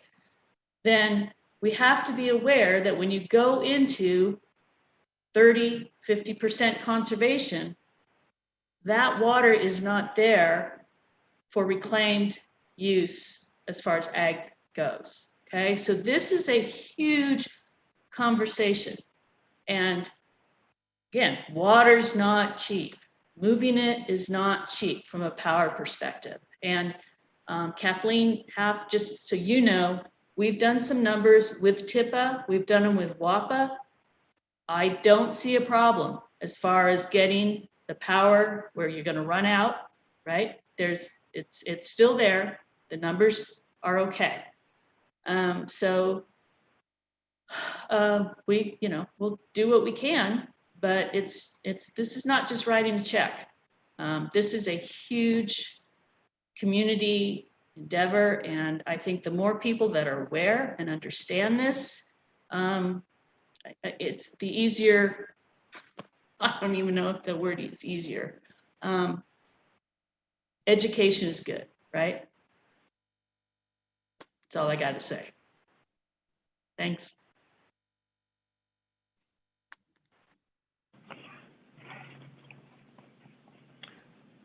Okay. Director Rain, did I see your hand come up before we start calling on public comment?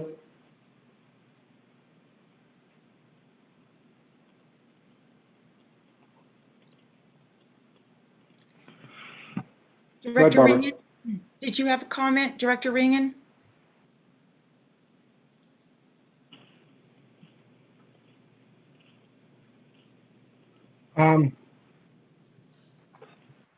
Yeah, I did, but I'm going to reserve it for right now.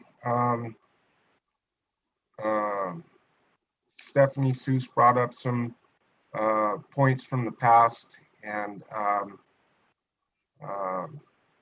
well, I'll just say this much, that I'll call it a sweetheart deal that the tribe put together for the community and TUD had a very unfortunate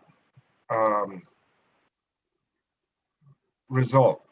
And at the time that they were putting that together, TUD was renovating the Matelow Reservoir. They were enlarging it and getting the silt buildup that had diminished the size of it. And the Matelow Reservoir is what feeds water to one of the biggest, if not the biggest, water treatment plants that TUD has, and that's the Columbia Water Treatment Plant. So the way the system works, and Tom Johnson went over this, the pumps that are in New Maloney's make two lifts. They make one lift out of New Maloney's up to a tank behind the pump station, which then pumps the water up to what they call the Columbia Divide.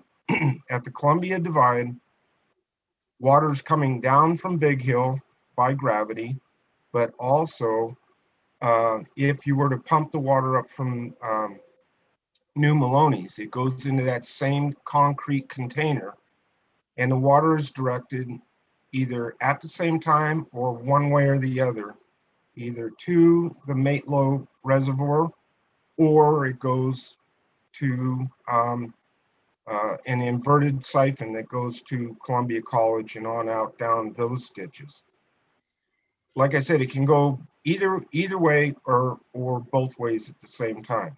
What happened, which was terribly unfortunate, is at the end of when they got the Matelow Reservoir resurrected or restored, let me put it that way, that's better. They immediately, Tom Seshu was the general manager at that time, he immediately turned on the pumps because they wanted to fill that reservoir with that water that the tribe had put together. What happened was it turned that freshly refurbished reservoir totally chocolate brown. The pumps, because the water level in New Maloney's by that time had gone so low from the drought, the pumps were almost sucking mud. So that's what ended it right then and there. And it was very, very unfortunate because it would have been a very, very nice deal to have kept ongoing. But that's what happened. I know, I was there, I witnessed it. So that's all I got to say on that. Corey, I wanted to add just one thing before we open it up to the public, and it gets back to Mark Plummer's concern and also to Chicken Ranch. This is a huge undertaking. It's been tried even before there was TUD. It's been tried, I think, even before there was, TCWD or maybe when water was still part of the county. TUD may not be here forever. Okay, we may morph into, a community services district. I don't know. We could morph back into the county. I don't know. This is a big, epic look at water for our county, and to diversify not just our water portfolio, but our revenue sources.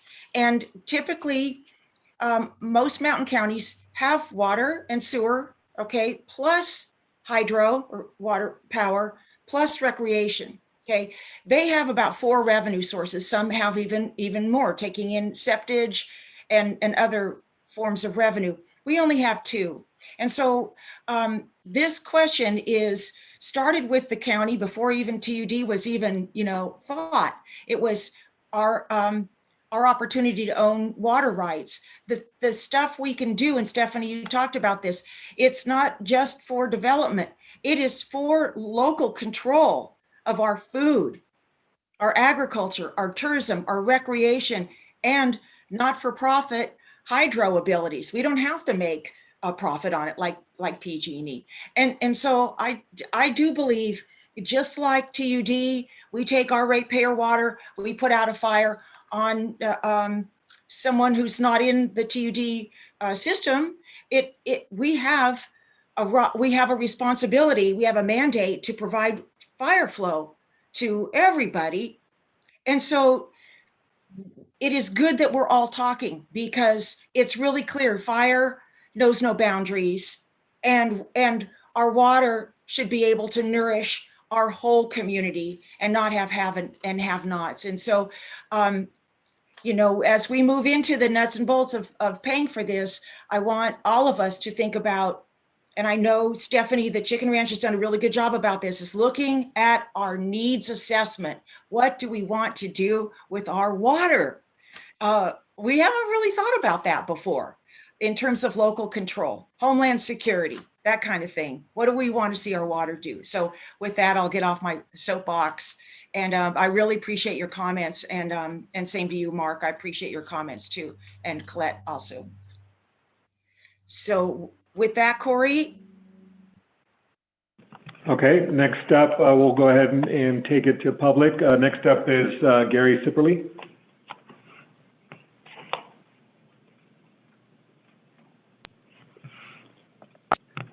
Hi. First of all, I'd like to add my thanks to TUD and the entities that they invited to participate in this. I appreciate that. Two questions for either Tom or help me, Jesse. First of all, as I understand it, TUD's mandate under the state special district law is for just water and sewer. If they were to take over the power generation, would that require a vote of the public in addition to any vote to take on the properties? And the second question is, if we take over Pinecrest, what would any kind of negotiating rights entail with the Pinecrest permittees? Thank you. Sure. Thank you, Mr. Sipperly. I'll take that first question. TUD is organized, as you noted, under the Water Code. It's a county water district. And under the county water district law, power generation is an authorized power, I didn't want to use the word power again since it's redundant, but it is an authorized use of the county water district law. So TUD would not have to go to the public to obtain a vote to acquire and to operate and maintain the Phoenix facility. It's already in the statute. And then the second question, Mr. Sipperly, I wrote down the first one. I didn't write down your second question. Do you mind repeating it? Sure. Pinecrest permittees have taken issue with the county when we've tried to get water from Pinecrest in the past. What kind of negotiating rights would they have if we were to take over ownership of Pinecrest? If TUD were to take over ownership of Pinecrest? Correct. I believe the Pinecrest permittees would be in the same position they are right now. I don't envision the acquisition of that area changing their legal standing. They're permittees from the United States Forest Service. So I wouldn't envision that relationship changing. Not off the top of my head, no. Thank you. Okay, next up will be John Maciel, and then after that will be John Buckley. Well, thank you very much for the opportunity. I'd like to thank the board for setting this up. I think it's been a long time coming, and it's nice to see all the stakeholders here interested in this topic. I have two questions more of clarity.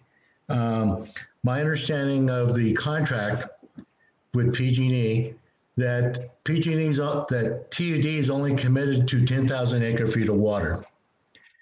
Everything else beyond that, we have to pay fair. They're supposedly supposed to pay fair market value for the water. Now, it's been my understanding that PG&E and TUD have worked out an arrangement where there's actually haven't been any money exchange. but the contract specifies they're only entitled to 10,000 acre feet of water, which is less than half of the volume of water available within the reservoirs.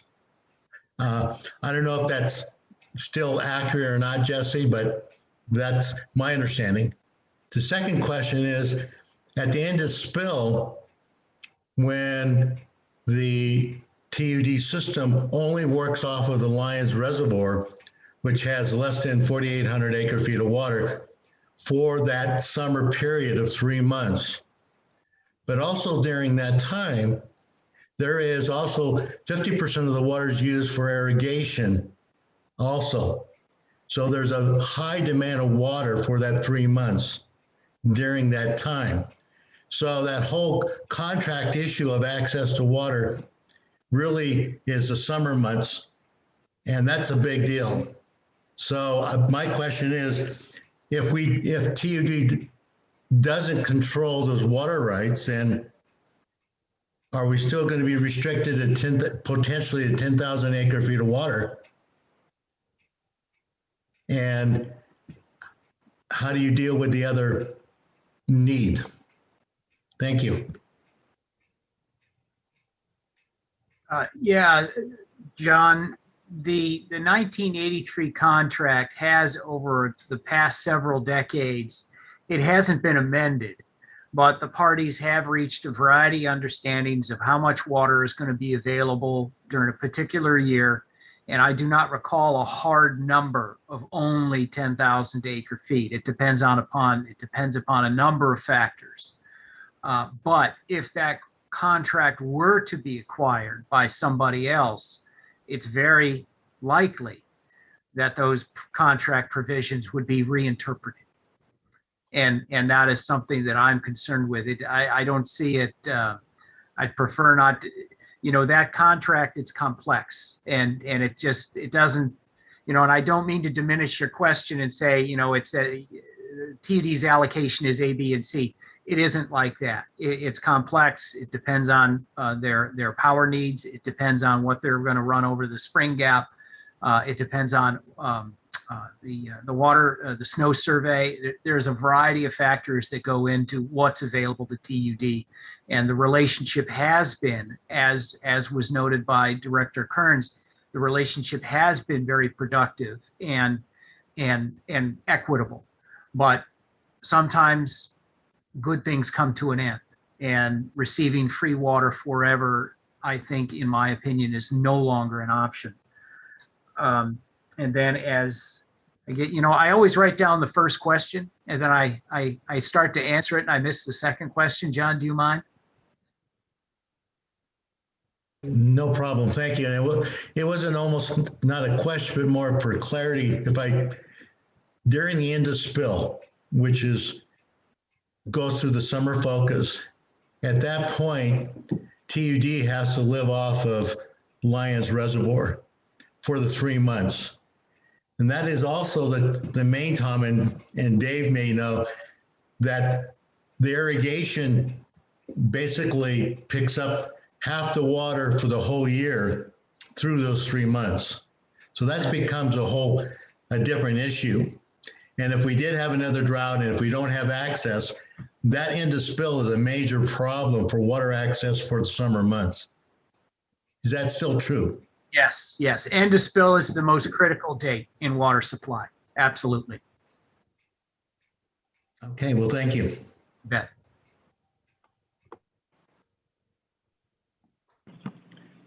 Okay, now we have John Buckley, and then Chris will be after that. John Buckley, CSERC. Like a lot of the discussions that have been made today, the previous one was not accurate. There's more water flow that's being released as minimum flows from Pinecrest that come down to Lyons throughout the summer that is required for minimum flow below Lyons. That's additional water that becomes water supply for TUD. Plus, again, there's the ability for TUD to call for water as long as the Pinecrest lake level is met at the end of Labor Day. So it's much more complex than some of the simplifications shared. And that's the challenge. So far in this, it's been a very one-sided presentation of reasons why water rights and local control can be a solution to Tuolumne County. But it is really sad for me to, before there's been a full discussion on both sides, to see county supervisors, other politicians and board members here endorsing the acquisition of PG&E's facilities without even a clear understanding of many of the mitigations or requirements or costs that would be there.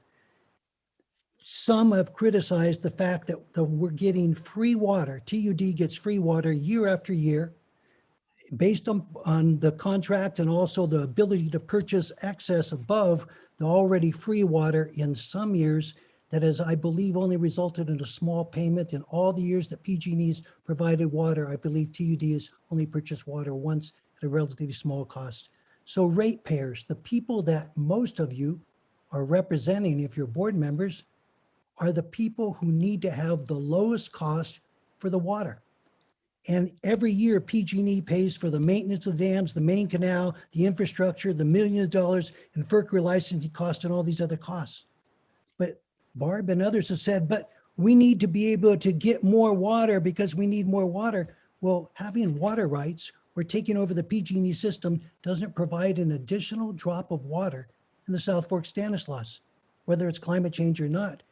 We already have TUD's ability to take as much water as it wants from PG&E with small amounts of purchases in some years, free in all the other years. It's already available. And it is total speculation that PG&E is going to sell a money-losing Phoenix project to some entity that will lose money on it. And that once that has purchased that they're then going to come up with some way to get around a clear legal contract that's on file with the State Water Board and with the FERC, both of which are prioritizing ensuring protection for water for local communities. So the whole fear that somehow the free water contract, which is legally binding, is not going to be there is total speculation. Sounds good if you want to promote acquiring facilities, but it's total speculation, especially because the Phoenix project's a money-losing project that PG&E is stuck with, but is continuing to operate. And here's the key things that I would want to get to.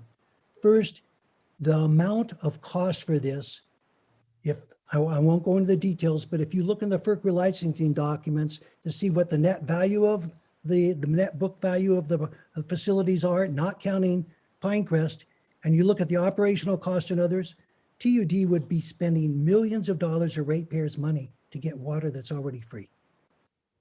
That is really the bottom line. But even more, TUD will have to expand staff, hire staff for positions they've never had before, not just power generation and recreation, but for doing a lot of these contractual things have to do with FERC obligations. And all of these costs will be added to the needed cost to do what TUD already has on its plate, an inefficient ditch system that loses to some degree an amount of water that doesn't need to be lost in the ditch system. We can still have the ditch system, but not lose 10, 15, 20%. And TUD board members fully know that the piping underneath Sonora and Jamestown and other places is up to a century old and is leaking. And by not losing so much water in those areas, there's a significant amount of water that can go for development or other purposes. So I just close by saying a lot of these people today who are speaking so strongly in favor of acquiring many, many millions of dollars acquisition for a system that already provides water for free are not the ones who are going to be paying for it. It will be ratepayers. It will be the individuals and families in Tuolumne County who are already paying more for water than is desired, but will be stuck with this because people will now be able to say, we've met our destiny, we have water rights and everything. The water rights are meaningless because we already have access to all the water in the South Fork Stanislaus. And there's a lot of other information, but I want to stay within my 5 minutes so that I can be fair to others who want to speak. Thank you.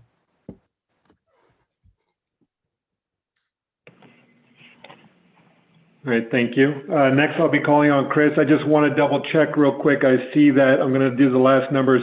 There's a phone with the last numbers of 417 unmuted themselves. Is that because you would like to ask a question shortly? Yes, I would. Okay, I have you on the list, so I'll be calling on you here in just a moment. Next up will be Chris, and then actually 417 will be after that. Hi, this is Chris Barsanti, and I have a short question and a question with a short answer and then one with possibly a longer answer. It was stated that some of the Phoenix water makes its way eventually into the Tuolumne River system, and I don't know how that happens. Can somebody tell me how that happens? Yeah, the water from Lions Dam goes through the Tuolumne Main Canal and then through the Phoenix Powerhouse and into Phoenix Lake. And from Phoenix Lake, any water that goes out of the lake, either from inflow to Phoenix Lake or from the powerhouse, goes down Sullivan Creek, which is a tributary to Lake Don Pedro. Okay, thank you. Sullivan Creek. Okay, great.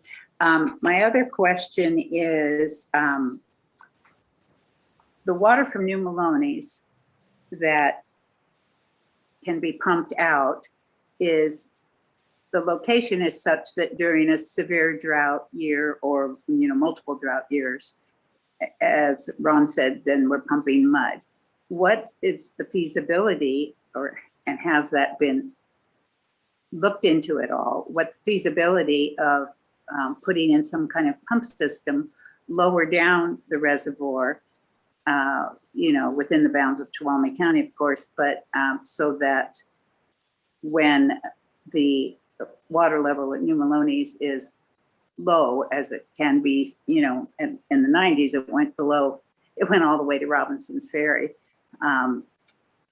It can be acquired from lower down in the reservoir. Is that a possibility that has been investigated? Thank you. Yes, thank you for that question, Chris. That question has two answers. The first is your question was limited to physical availability of the water. The water was not physically available at the pump station during the extended drought. And while that is true, it's also true that the water was not available legally. Once New Maloney's hits a certain level, the water is not going to be legally available, even though it may be physically available. And the reason for that is the Bureau of Reclamation uses the New Maloney's reservoir to meet water quality standards in the Delta. And so they must release, first of all, the San Joaquin River, and then ultimately the Delta. And so you have to satisfy both of those in order to pump water. It has to be physically available and legally available. And then the second answer to your question is yes, it has been discussed. If water is legally available but not physically available, how might TUD acquire that water and lift it up into its system? And we have had those discussions. However, at this time, what we would like to do is obtain the contract. We don't want to spend the money on the investigation of various efforts. We are aware of, I am personally aware of probably 3 different ways to make that water physically available as long as it's legally available. But at this point, it's not necessary to go to spend that money when we don't even have a legal contract to pump that water. So if we can obtain the contract first, then we'll take a look at making that water physically available whenever it is possible. I hope that answers the question. Yes, just to clarify, would that be a contract with Bureau of Rec, or who would that contract be with? Okay. Yep, Bureau of Rec. I thought when they put New Maloney's in, we were supposed to, as the county of origin, we were supposed to have certain water rights to the extra water that was being impounded. And so far as I know, we haven't gotten much out of that. That you are correct. Oh, well, the first half is correct. That is in the federal legislation. The federal authorizing legislation for New Melones provides a carve out for Tuolumne County as a county of origin as a priority in-basin user. There's only one other entity, and I think it's a veteran cemetery in that legislation. So Tuolumne County is identified as a priority in-basin user. It simply hasn't acquired a contract. That legislation is still valid. It's been around for decades, and now we're taking a look at taking advantage of that, of the availability and TUD's priority status under that legislation. Thank you. You're welcome. Okay, next up we have 417, and after that we'll be calling on Tom Trott and then Sean Crook. Yeah, hi, my name's David. I've been a member of this community for about 50 years. My questions come, I'm a little privy to some information, but first I want to applaud Mr. Buckley for being transparent, open, and honest with the members of this community on what this acquisition actually means. You know, we're looking at acquiring assets as a county that cost an absolute fortune. And it's not just the normal day-to-day operation of these facilities, the regulatory requirements, the liabilities, the recreation, the Forest Service, BLM, all of that stuff has money attached to it. We're talking about acquiring something that is going to absolutely buckle the ratepayer, whether it's in taxes and or in actual rates itself. How do you guys plan on paying for that, and how would you pass that on to the ratepayer when we are already getting this for free? And are there options out there that you propose to PG&E, like maybe maintenance funding for some of the work they're doing? I've heard that just a week-long outage costs them almost $1 million to get the work done that needs to be done to maintain these facilities. Not to mention DSOD, which is a group that's gotten quite the headway recently with Oroville and some of those dams that failed back east, are looking at major repairs on some of these facilities annually. How is TUD or this county or any entity of the city or whatever it might be planning on paying for that?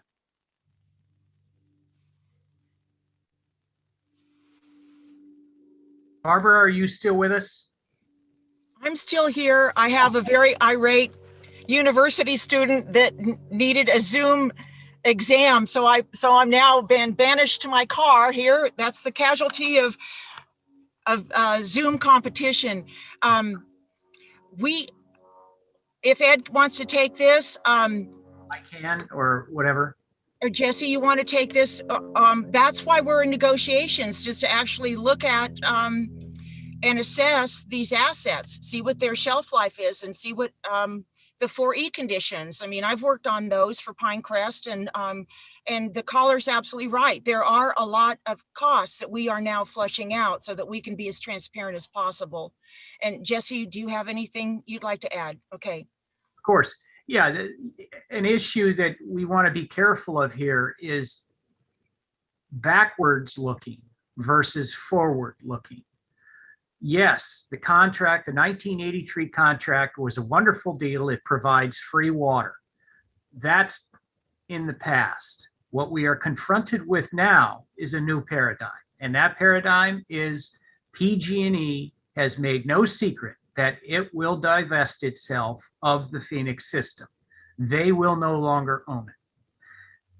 So then the question becomes, who do you want to own that facility? Do you want it to be owned by a for-profit entity where they will undertake the O&M and they will comply with DSOD and add a profit margin on all of that? Or would you prefer that a public agency perform the work at cost? That's what it boils down to from my perspective. Mr. Barton, if I may. Please. If it's such a money-losing project, and what group in their right mind would acquire that other than TUD and actually turn a profit? If it's losing money for Group A, why would it make money for Group B? Aside from the speculation that we put forward with selling water to Dom Pedro and or whatever Valley entities, how are you going to turn a profit or even be at, I would say, zero for this project if someone else can't? Yeah, so I am a water rights lawyer, and every so often, it usually happens during drought periods, I get calls from speculators asking me for my input or my advice, or asking to hire me about, and what they want to do is they want to acquire water rights and sell them at a profit.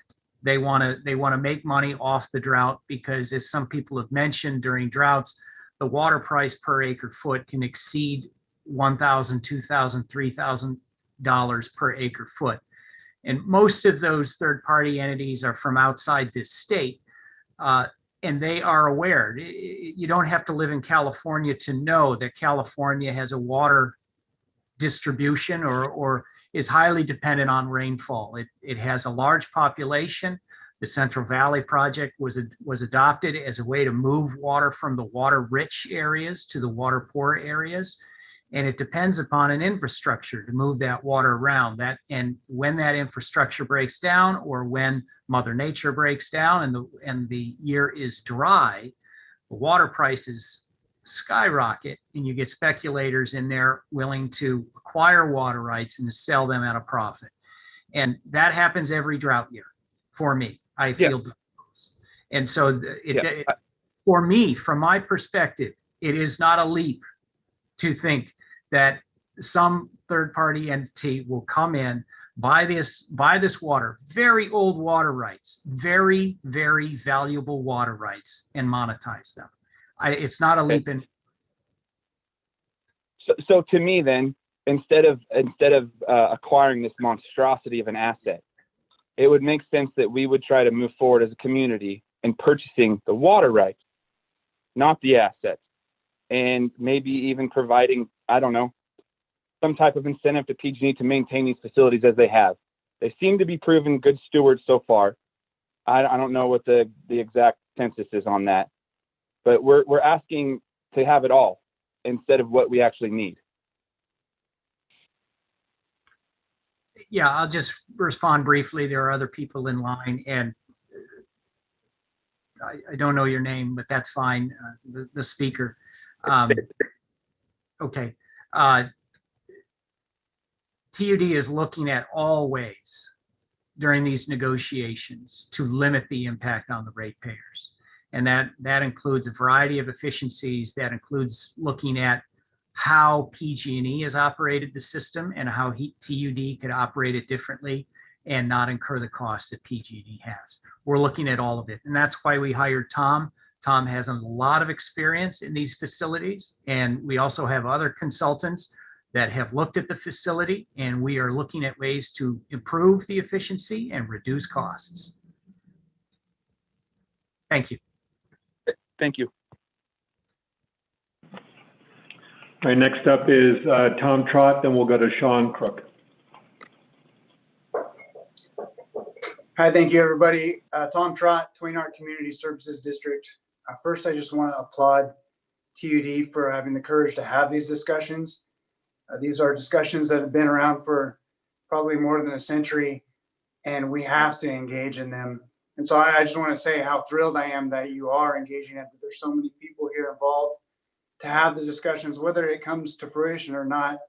These are things that are critical for our community. As you know, water is the lifeblood of our community, our economy, our environment.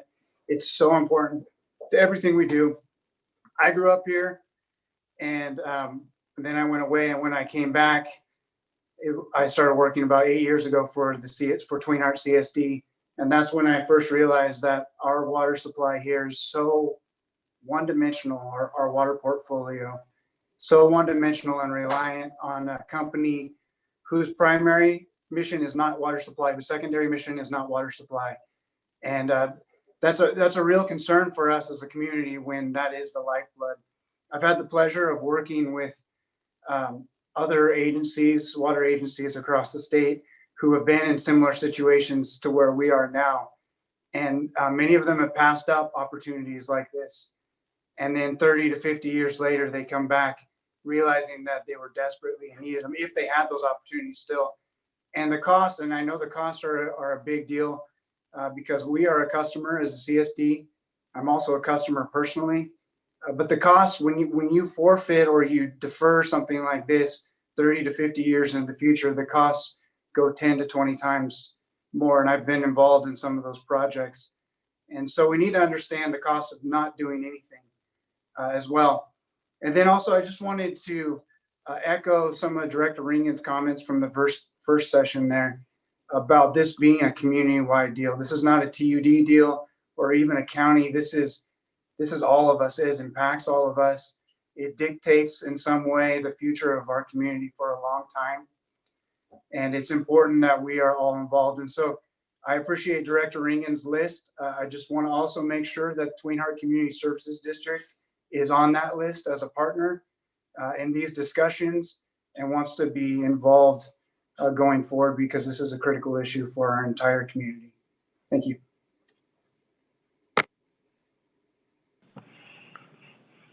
All right, next up is Sean Crook. Good afternoon, everyone, and I'll speak briefly as the past president of Tuolumne County Farm Bureau, and my concern in that capacity obviously is to our ag users that are on the system. And we can go back to the last increase when I was very vocal about it pricing our raw water users out with that increase. And we have seen that come true, and that was evident by Ed Pattison's comments on a recent commercial project that was in the newspaper a few months ago, when he mentioned on a will serve that it's not a water issue. We have this water, as we've had a lot of raw water users reduce their contracts. Well, he didn't mention the reason for that. And from our members, the reason for that is because of the increase in that water from the last rate increase. So when I see this and we talk about the cost and the deficit and the mechanisms to pay for it, I think we can agree that it's going to fall on the ratepayers one way or the other. So how do we best mitigate and deal with that? And because you're never going to get an argument from me that owning water rights is a bad thing. But where it's hard for us on outside organizations to jump on board with any of this is obviously we're not a part of the negotiations.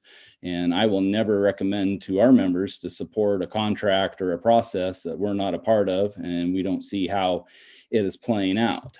And with that portion of it, I'm curious and would like to hear more of a discussion about the inclusion possibly of the powerhouse at Spring Gap, because that seems to be the asset that PG&E does not want to let go. And from my position, that is alluding to the fact that is part of the system that actually generates revenue and could possibly provide for the rest of this. And so that's where my question is regarding Spring Gap. And then also to make sure that we are not abandoning other means of getting water. We know about the rights to the spill from Donnell's after it fills. We know about the old tunnel that is up there, and investigating other places along the system to get that water out of Maloney's, because we realize the problem with that is the cost of running those pumps and why that's been cost prohibitive over the years. And so that's really where we're at, and love the idea, but until we see a lot more information and on the contract, I can't recommend to our group to get on board with it till we see how they're actually going to be affected by it, because the last thing I want to do is advocate for something that is going to further price our members out of being able to get water for their agriculture operations and put them out of business. Thank you.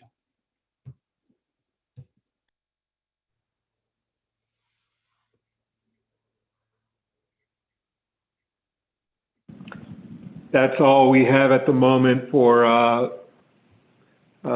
public comment that I could see. Thank you, Corey. Actually, I apologize. Tom Trott just raised his hand again. I believe he might be the last one.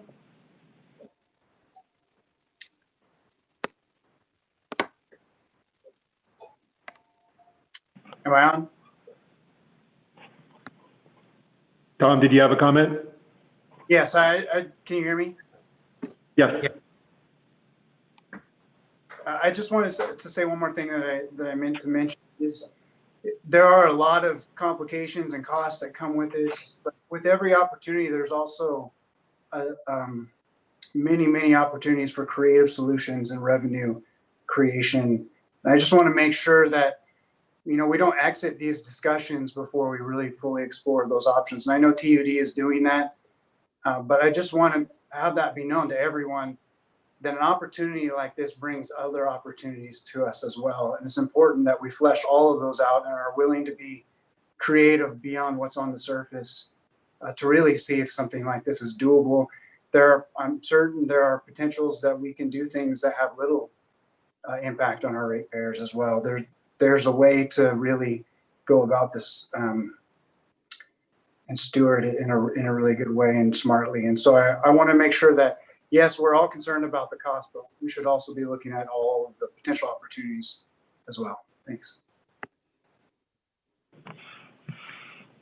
All right, Jesse, I see that you have your hand raised, and then we also have Dana Baker after that. My comment's very short. I just wanted President Balin and the other attendees of this call to know, or this Zoom to know, that Tom Johnson has a hard stop at 1 p.m. and I have a relatively firm stop. I can hang out a few minutes after 1 p.m., but we will lose Tom at 1 p.m. So if there are questions that you think are more appropriate for Tom, please get them in, and I can hang out a few minutes afterward to address any lingering questions. Thank you. And Jesse, this is Ed, the general manager. I, first want to mention, I really thank the Tuolumne Utilities District Board of Directors for hosting this today. Spectacular conversation, long in coming, but I'm glad we're here. I want to thank the Tuolumne County Board of Supervisors for participating, the Sonora City Council, our community leaders, John Buckley, and others. I think all the statements made today represent really a broad encompassment of all the issues. I did want to address one specific water rights issue was brought up by a gentleman. I don't think we have the name, but the number ends in 417. He asked if you could separate the facilities from water rights and pay PG&E. That is a creative statement, and one in which I know our expert team is turning over every stone possible to look at and explore all options. But when it comes to water rights, typically water rights are connected to facilities. And so we're looking at pre and post 1914 water rights, some of the most senior in the state, but they are tied to, the storage rights are tied to Pinecrest Reservoir, Lyons Reservoir, and then there's a direct diversion, which is one of the most valuable rights of 52 CFS and year round. So we didn't get into some of the real complex legal issues associated with water rights. But I think the point was made earlier in this discussion that when snow melt and into spill and natural flow ends, that's the end of water available to divert into Tuolumne County. That's when the direct diversion right at Phoenix ends. And that's when Tuolumne County relies on storage water.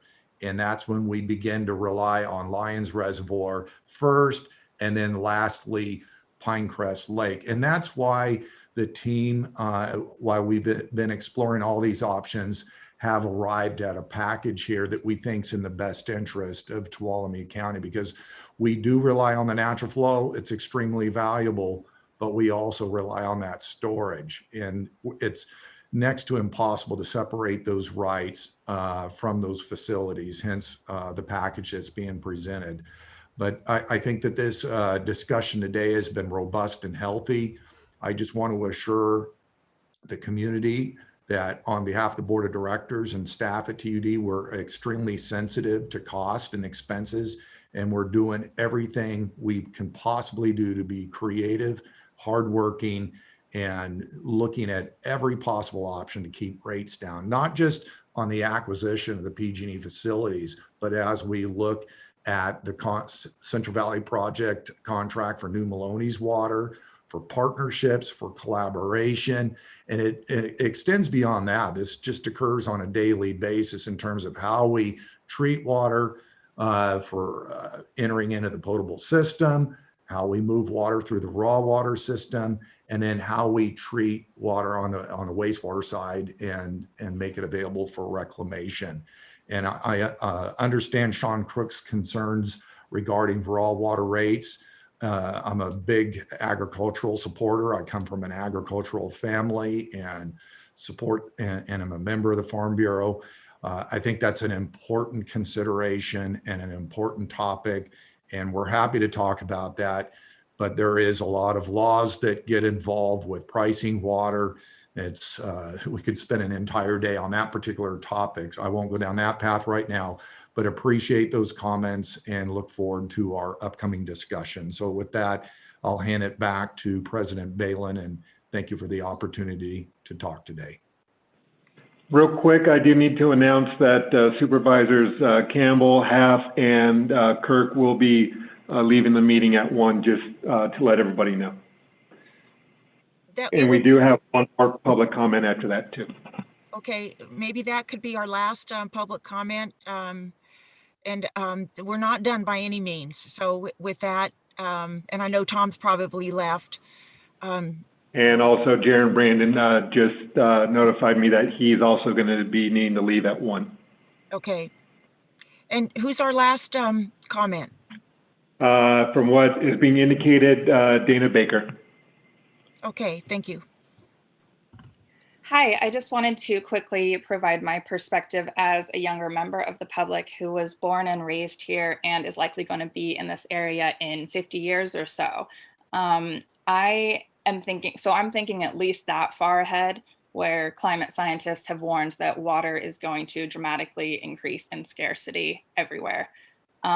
We know that any public resource being privately owned is basically setting people up to be potentially allowed to die for the handful of owners' profits. That's what's happening in Texas right now with energy. That's what happens in our healthcare system, has happened in transportation systems, and will happen in any similar structure. So yes, I do think it's urgent to get public resources out of private hands, even if it's expensive now, to prevent those higher costs in the coming decades. And lastly, I'm just incredibly grateful to the current TUD board we have, whom I believe are capable, knowledgeable, strategic, as well as having the long-term interests of the public in mind. So thank you all so much for working on this for us.